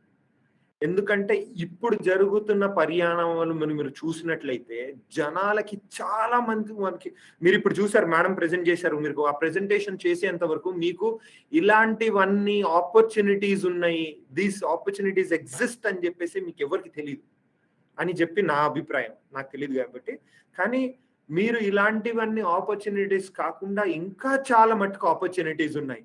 నేను ఇక్కడ చాట్ చూడలేకపోతున్నాను, కానీ నేను ఇలాంటి ఒక చిన్న యాక్టివిటీ చేద్దాం అనుకుంటున్నాను. మీరు అందరూ ఎవరైనా చాట్ ఇక్కడ ఓపెన్ చేయగలుగుతారా? నేను ఇక్కడ చాట్ ఓపెన్ చేయగలుగుతానా? దీనిలో ఒక చిన్న యాక్టివిటీ చేసేసి దాన్ని క్లోజ్ చేస్తాను. నేను చాట్ ఓపెన్ చేయొచ్చా దీనిలో? యా, బట్ మీ చాట్ వాడు చూడలేరు, వాళ్ళ చాట్ మేము చూసి మీకు ఫార్వర్డ్ చేస్తాము. You can please. మీ చాట్ లో నాకు ఎవరైనా, మనం ఇక్కడ జస్ట్ నా దగ్గర ఇంకో 10 నిమిషాలు ఉంది, 10 నిమిషాల్లో మీ దగ్గర ఎవరికైనా ఒక స్టార్ట్అప్ ఐడియా కానీ ఉన్నట్లయితే దాన్ని మనం ఎలా బిల్డ్ చేయాలని చెప్పేసి టక్ అని చేద్దాం. ఎందుకంటే మీకు ఇన్ని రోజుల నుంచి మీరు ఏం చేసుకుంటున్నారంటే స్టార్టప్స్ గురించి తెలుసుకుంటున్నారు, ఎలా చేయాలి అని అనుకుంటున్నారు, దాని గురించి మీకు విధాలుగా మీకు దొరుకుతుంది. నేను బాలగారు ఓకే అంటే నేను ఒక 10 నిమిషాల్లో మీరు ఇచ్చిన ఐడియా మీద ఒక స్టార్ట్అప్ ని ఎలా క్రియేట్ చేయగలుగుతాము అని దాని మీద మాట్లాడాలని అనుకుంటున్నాను. మీకు అందరికి ఓకేనా? ఎందుకంటే నా ముందర స్పీకర్ గారు మేడం గారు నాకన్నా చాలా మటుకు ఎక్స్పీరియన్స్ ఉంది. మేడం గారికి చాలా మటుకు చూశారు. వాళ్ళు చెప్పినందుకు నేను చెప్పలేను. కాబట్టి మీ అందరికి వేరే విధంగా నేను startups, how do you make your own startups in next 10 minutes? I want to explain it to you guys. If you are okay, if Balagaru is okay with me giving out an idea. If you guys give me an idea, let's try to build a startup in next 10 minutes. We are not going to build it so, but at least you will get an idea on how an entrepreneur thinks. How do you start building on an idea? How do you create an idea is something which I am trying to help you out, if it's okay. One input from one of the participant, plastic home designing. Plastic thermal plastic. By using thermal plastic and waste plastic, we can build a plastic home. Wonderful. So what? How do you use waste plastic to create an home? Okay. So this is an idea. Balagar, if hope this is the idea, right? How to create a home from recycled plastic or from plastic. This is an idea that has been given to me. Okay. So just to work around this, so you have an idea. Wonderful. So what do you do next with an idea? For me, when I've been an entrepreneur, I've been giving out multiple such kind of things. What do I understand is when you have an idea, you have to give it a name. Okay. So I heard a name called thermal, which Balagaru used. So let's use Thermoplasts Private Limited is a company. Thermoplast is a company's name. Okay. So Thermoplast is what we are going to build on. So Thermoplast is a company.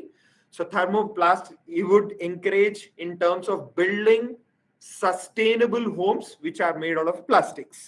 Okay. So this is what our idea is about. So we have an idea. Next, what we have to do is, so what do you guys think we need? We have an idea now. You also have a name, Thermoplast. It's a brand name. It's a private company's name. You have a Thermoplast company name also. You have to build around it. So do you guys think as an individual, మీరు ఒక్కళ్ళు గాని మీరు చేయగలుగుతారా startup? Bala sir, you have to answer on behalf of all this thing, kids. మీరు ఒక్కళ్ళు idea ఉంది, ఆ ఐడియాని థర్మోప్లాస్ట్ అని ఒక కంపెనీని మీరు చేయగలుగుతారా? చేయలేరు. కాబట్టి మీకు ఒక టీం కావాలి. సో మీ ఐడియా వచ్చింది, మీ కంపెనీకి పేరు వచ్చింది, పేరు వచ్చిన తర్వాత మీకు బిల్డ్ చేయాలి కంపెనీని బిల్డ్ చేయాలంటే you need team. Why do you need team? So you need to understand plastics. There are, madam ఇందాక చూపించినట్లు 7 categories కాకుండా there are 207 are the resin codes. There are 200 categories of plastics that exist in India. Out of that, there are only 70 categories of plastics that can be recycled. Not more than that. Okay. Ma'am, correct me, Shobha ma'am, correct me if I'm wrong here. So there are only 70 categories of plastics that can be recycled. And out of that 70, there is no recycler in India who has a single unit which can work more than 2 categories of plastics around it. So when you're doing that, okay, so just imagine you are creating a house which is going to be made out of unrecycled plastics. Guys, anyone has an idea of what is an average age of a plastic that is going to exist in India or in the world? Anyone? Any which ways? The answer is somewhere close to around, an average is going to be around 250 years to around 400 years when we try to put in across all the 7 resin codes. మనం 7 resin కోడ్లు అంటే ఎప్పుడైనా ఒక water bottle ని తిప్పి చూసినట్లయితే ఒక triangle కనిపిస్తుంది. ట్రయాంగిల్ మధ్యలో 1 2 3 4 5 6 7 అని నంబర్లు మీకు కనిపిస్తుంటాయి. ఆ నంబర్లు చూసినప్పుడల్లా మీకు తెలియాలి ఏది రీసైకిలబుల్ ఏది నాన్ రీసైకిలబుల్ అని చెప్పేసి మీకు మేడం చూపించుంటారు దీని ముందర. ఓకే, ఆ విధంగా మీరు చేసినట్లయితే మీకు తెలుస్తుంది. Okay, so we have company, we have a team, you have team who understands what plastics can be done from plastics. ఇప్పుడు మనం ఒక స్ట్రక్చర్ చేయాలి అని అనుకుంటున్నాం. ఒక స్ట్రక్చర్ ఎందుకంటే దాదాపు మనము కాంక్రీట్ కానీ ప్లాస్టిక్ తో కానీ ఇల్లు కట్టినట్లయితే అది 80 నుంచి 90 సంవత్సరాలు వరకు ఉంటుంది. మీరు ప్లాస్టిక్ ని వాడి దాంతో అంటే ప్లాస్టిక్ ని ఒక బై ప్రోడక్ట్ గా వాడి దాంతో వేరే మెటల్ స్ట్రక్చర్ కానీ దాన్ని వాడినట్లయితే దాదాపు ఒక్క ఇల్లు దాదాపు ఒక 150 నుంచి 200 సంవత్సరాల వరకు ఉండొచ్చు. అంటే మీరు కాంక్రీట్ సిమెంట్ తో వాడిన కన్నా 3 రెట్లు ఎక్కువ. Okay, 3 times more than what you are able to do it with a concrete and thing. When you are able to build a house without plastics. Okay, so now we are able to build a house. So what do you have to understand? You have a team, you have an idea, you have a now execution. When it comes down to execution, because you don't have, you need funds. You need to raise funds there. Okay, so when you start raising funds, you will get funds to build a prototype on. You have to start making sheets out of it. You have to start making blocks out of it. You have to start making what are the things or amenities that are needed for you to make a house. You have to think and start building those products out of your plastic.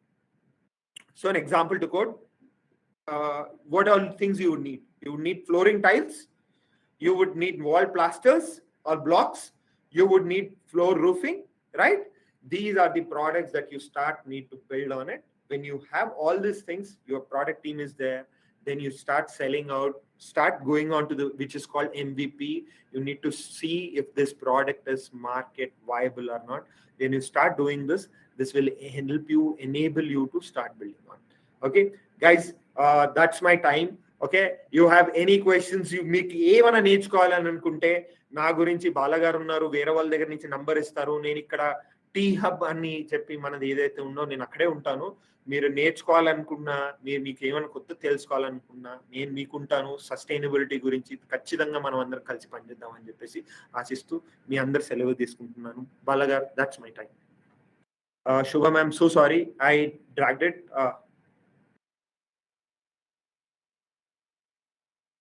Thanks, Akhil. So thank you so much, Mr. Akshay. It was great having you, and thank you so much for all the insights that you have shared. And of course, this was helpful to all the participants. So I think I'll go ahead with Shobha ma'am now. I mean, Shobha ma'am, you can present your video now. My sincere apologies. I just have to step out. Thank you so much, and it was lovely being here. Thank you so much, Mr. Akshay. I'm just going to put up my video. Yes, so basically you can click on that add button again and just click on share external video. You can paste the link. Oh, amazing, you figured out. Are you able to hear it? Welcome to our materials recovery facility, also called the MRF. This is where we live our commitment to environmental and social impact. This is where people and technology work in synchrony to sort, compact and aggregate municipal dry waste. Through these efforts, waste begins to be transformed into resources.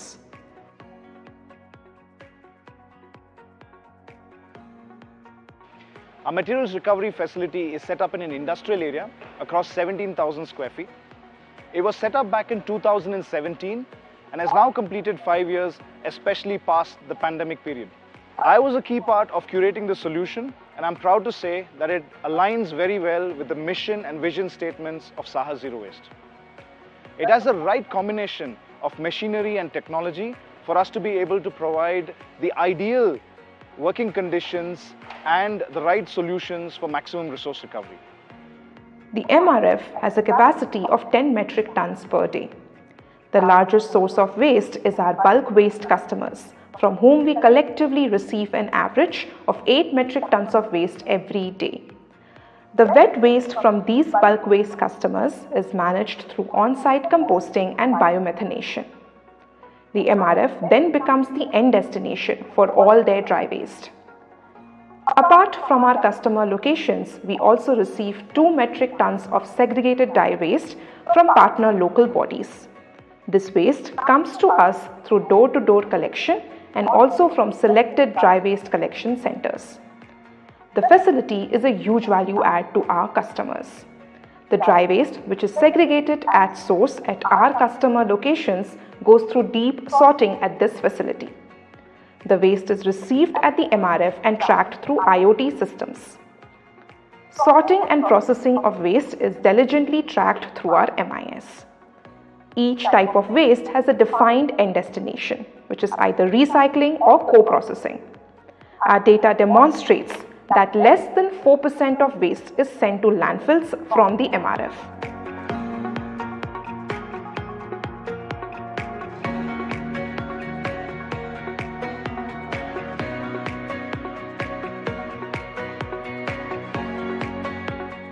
The sorted waste is compressed into bales for easy transportation using the baler. For instance, just one bale of PET bottles may have more than 6,500 bottles.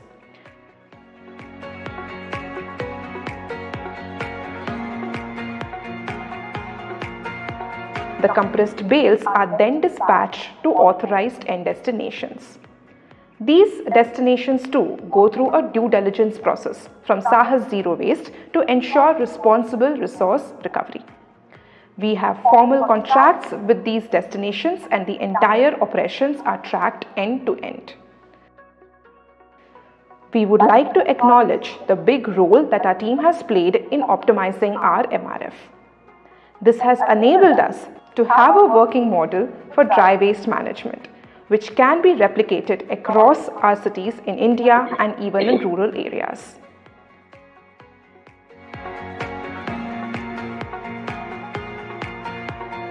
The MRF works for as much as maximum resource recovery as to provide the safe and dignified working conditions for the workforce. This is what we are able to bring to the table for the partners whom we are working with. We are happy to share that Government of Karnataka has adopted this decentralized MRF model and looking to scale across the rural landscape in the next 3 to 4 years. Apart from the environmental impact of diversion of waste from landfill, a 10 tons per day MRF facility provides direct livelihood option to 70 plus people from the base of the pyramid. ನನ್ನ ಹೆಸರು ಚಂದ್ರಿಬಾಯಿ. ನಾವು ಕನಕಪುರದ ಕಡೆಯವರು. ನಮ್ಗೆ ಅಲ್ಲಿ ಜೀವನಕ್ಕೇನು ಸಾಲ್ತಾ ಇರಲಿಲ್ಲ. ನಮಗೆ ಮಕ್ಕಳಿಲ್ಲ, ನಾವು ಇರೋ ಗಂಡ ಹೆಂಡತಿ ಇಬ್ಬರೇನೆ. ನಮಗೆ ಜೀವನಕ್ಕೇನು ಸಾಲಲ್ಲ ಅಂದ್ಬಿಟ್ಟು ನಾವಿಲ್ಲಿ ಒಂದು ಗಾರ್ಡನಲ್ಲಿ ಕೆಲಸ ಮಾಡ್ತಾಯಿದ್ವಿ ಬಂದು. ಆ ಗಾರ್ಡನಲ್ಲಿ ನಮಗೆ ದುಡ್ಡು ನಮಗೆ ಒಂದು 5,000 6,000 ಕೊಡ್ತಾಯಿದ್ರು. ನಮ್ಗೆ ಅಲ್ಲಿ ಸಾಲ್ಟೇಜ್ ಆಯಿತು, ನಮಗೆ ಬಾಡಿಗೆ ಕಟ್ಟೋಕ್ಕಾಗಿಲ್ಲ. ನಾವು ಅದಕ್ಕೆ ಈ ಸಾಸ್ ಕಂಪ್ನಿ ಯಾರೋ ಹೇಳಿದ್ರು ನಮಗೆ ಸಾಸ್ ಕಂಪ್ನಿಲಿ ಕೆಲಸ ಐತೆ ಅಂತ. ಇಲ್ಲಿ ಬಂದು ಸೇರಿದು ನಮಗೆ ಜೀವನಕ್ಕೆ ಪರವಾಗಿಲ್ಲ, ನಾವು ಗಂಡ ಹೆಂಡತಿ ಜೀವನ ಮಾಡ್ತಾಯಿದ್ದೀವಿ sir. We spent about 1 crore rupees to set up the different machinery in this MRF. Machinery comprises sorting and baling equipment, some weighment systems, digital systems. The facility can take about 10 tons of waste per day comprising different types of plastic, paper, glass, metal coming from different sources like corporates, apartments, DWCCs and municipalities. Here at our MRF, the operational costs are pretty high because we have taken a space in an industrial area. Costs comprise the rental expenses, salaries of our various staff. We have maintenance, hygiene, safety and other compliance costs. We broke even in about 4 years on our ROI, but pandemic also slowed down this process. Now we are sustainable. But the entire business model is sustained only if you get a service fee from the generators of waste who are bulk consumers, from the producers who can support us with the EPR funds, and also from the payback by the recyclers. I came here to understand what is the process. Actually, the process is really, really good. Just like we have a factory for manufacturing our products, we now need a material recovery facility to be able to actually recover materials again from our waste and bring it into a closed loop system.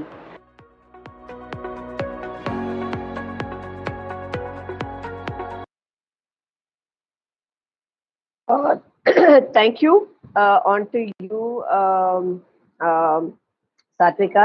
This is a example of circular economy in the waste management space, and I'm very happy to work with any of you entrepreneurs in Telangana who actually want to work in the space of waste. Especially if it's rural Telangana, we definitely want to see this change, this kind of MRF being set up there. Thanks, Satvika. Thanks to this entire team for giving us an opportunity. Thank you so much, Shobha ma'am. I think this was indeed a great example of how circular economic models can, help us build a sustainable future. So now I'd further like to open up the platform for questions, if the participants have any. Ajmeri and Balu, if you could help and track the questions that the students have.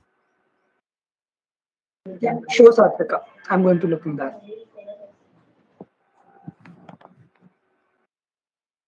So while the questions are coming in, Shobha ma'am, it seems that waste management is also one of the sectors that I am personally very invested in. So I was doing my thesis on stubble waste management in Punjab, though I couldn't Okay. pursue the idea further.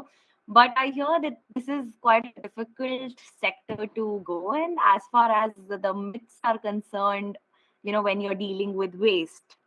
So back in college, we were actually planning to build like furniture out of waste. So, but then there were these questions that, if we being Indians, we would like to buy something that is made out of waste. So, I mean, did you encounter any such myths or challenges in the beginning when you were managing? I mean, when you Yeah, started off your journey? right. So actually, that's still a problem because consumers believe that they have to get paid for waste. And that's because of the informal sector, which is actually paying the generator of waste 1 rupee or 2 rupee per kg or 500 rupees for a broken laptop or things like that. But have you ever, as literate people, thought that if the informal sector was actually making money out of this waste, okay, would he still be informal? Would he be still living in such depleted working conditions? Actually, no, right? So the fact is that he's just doing it because he needs a living, right? And is it right on our part? Is it responsible on our part as citizens or consumers to to get 500 rupees richer while you make that guy work in a depleted state of work conditions? So that is a thought process that needs to go. It still exists. Of course, the laws in the country, the solid waste rules, the plastic rules, the electronic waste rules are the best in the world. However, the implementation is such a big challenge. Plus, the consumer mentality is a big challenge. We can't blame government. We can't blame the system. I think owners now has to be taken up by the citizens or consumers that they have to show their responsibility in this. They have to ensure that they don't try to sell their waste to informal, but at the same time try to see how, look at the bigger picture, that if the waste is handled in a formal way, how much more cleaner and safer the entire environment will be, and how we can socially include the informal sector into this space. So you may have been doing it during your studies, it still is valid even today. The same problem continues. But I would say we are maybe 5% better than last few years. Right, right, right. I do agree with you because if you see, even in metropolitan cities where where most of the societies now have started practicing waste segregation, it's not largely being practiced. I mean, if Yeah, you further come down to tier two cities or tier three cities, yeah. think there is still a large scope in this sector where even I encourage all the participants who are attending the session to look out for these problems and utilize them as opportunities to start Yeah. working in the waste management sector. I think so, because what I understand is that we have a lot of people from rural here, and uh, Right. it's see, we urbanites. I think at least I am an urbanite, and what is happening is we are definitely consuming a lot of resources of the rural system.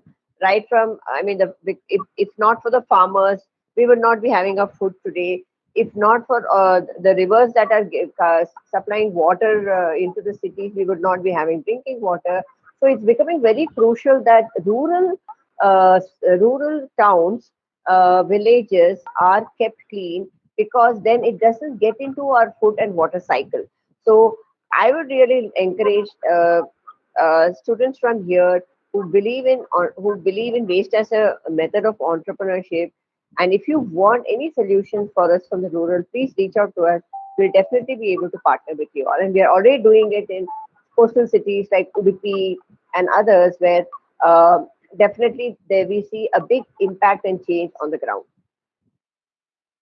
Okay, so ma'am, I have another question. Now, since you are an expert in this field, what do you feel is an immediate opportunity that maybe the young entrepreneurs or the aspiring entrepreneurs can grab, especially in the waste management sector? Yeah, so let me tell you, I don't know if everyone's aware of the COP26 and the G20, the big buzzwords that are happening, right? And because of which we are talking climate change. So there are a lot of funds available for in the space of climate change, and I really urge those who are really very passionate about waste. There is good opportunity for you to tap a lot of government funds and grants to get started into the space as a startup that will catch attention both in India and globally. So believe me, it's the right time. And if you have a solution or an idea that's attractive, either technologically, socially, environmentally, I'm sure this is the right time to move on with this idea. Okay, thank you. So I think we have a question from a participant who's asking that how does Sahas separate dry waste like vegetables or organic materials from the plastic? That is one question. And the second is the recycled material good for the environment? I think in this case she is referring to the recycled plastic, if I'm not wrong. Yeah. So the first thing is segregation of food waste from plastic containers. Let us say we believe that that has to happen at source. So in my house, if I have food and plastic in a container, it's my responsibility to put the food waste in the food waste bin and wash the plastic and put the plastic in the dry waste bin, because you've seen that at the material recovery facility that I showed you, you realize that there is no process, there is no scope of washing. Even a milk packet today is very good quality plastic, but if you don't rinse that milk packet and dry it and put it in your dry waste bin, that packet can build that stench. It can create maggots. It can create it cannot be easily recoverable at a dry waste center or a material recovery center. So there's a lot of onus of segregation that's lying at source, and that is why this entire Swachh Bharat mission that is going on for this second version now is ensuring that segregation at source is mandatory. Only then the rest of the process becomes seamless and possible. So that's number one. Number two, you're asking if the plastic is actually the plastic recycled, is it environment friendly? Yes, it is, because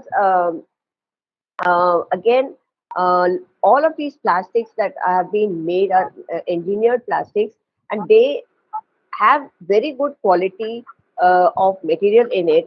And if it is sorted well, like in our material factory, we are taking so much effort, putting a lot of labor to sort it into different specific categories, then it becomes recyclable. You can't put a Harpic bottle and a milk sachet and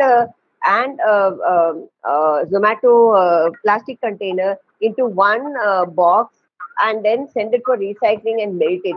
Each of these plastics have different melting points and formation points, and therefore the quality of plastic you get will be very bad. You will be polluting the environment more or creating a more disastrous plastic than actually doing the job of recycling. So these are the technical aspects of how recycling of plastic is possible, and at the same time not damaging the environment. Thank you so much, ma'am, for answering that question. I think, considering the time limitations, that was the last question that we take up. So Sure. thank you so much. Thank you so much for sharing your thoughts. So I would Yeah. like to take this moment to express my gratitude to both the speakers for gracing us with their valuable time and insights and expertise Sure. at this event. Right. So your contributions have truly enriched our understanding of the topic, and definitely it has opened up new avenues for learning and growth for the participants. So on the behalf of the entire audience, I would like to extend our sincere thanks to you for such an engaging discussion. We hope to have the pleasure of hosting you again in the future. Thank you so much, Thank you Ms. so much, Shobha. Sadhika. Yeah, thank you so much. And wishing you all the best. And please feel free to reach out to us, any of your entrepreneurs in waste, we are ready to support. Definitely. Thank you. Balu and Ajmeri, Thanks. please do make a note. And if ever we have ideas coming in for waste management, we can loop in Shobha ma'am for it. Absolutely. Thank you. Yeah. Thank you Thank so you. much. Bye. See you. Thank you, So ma'am. Bye-bye. I have few important announcements for the participants now. I think, is the screen visible? Yeah. So, like we've been urging all the participants since the beginning to download the Task app. Now, since we are culminating our IEMP, I request all the participants who have missed out on any of the sessions, please download the Task app. You will have access to all the important announcements, the content, video, assignments, everything, even the feedback forms. So I request you to download the Task application and and for all the updates. So we have ideathon coming up, and then we have even EDP sessions coming up.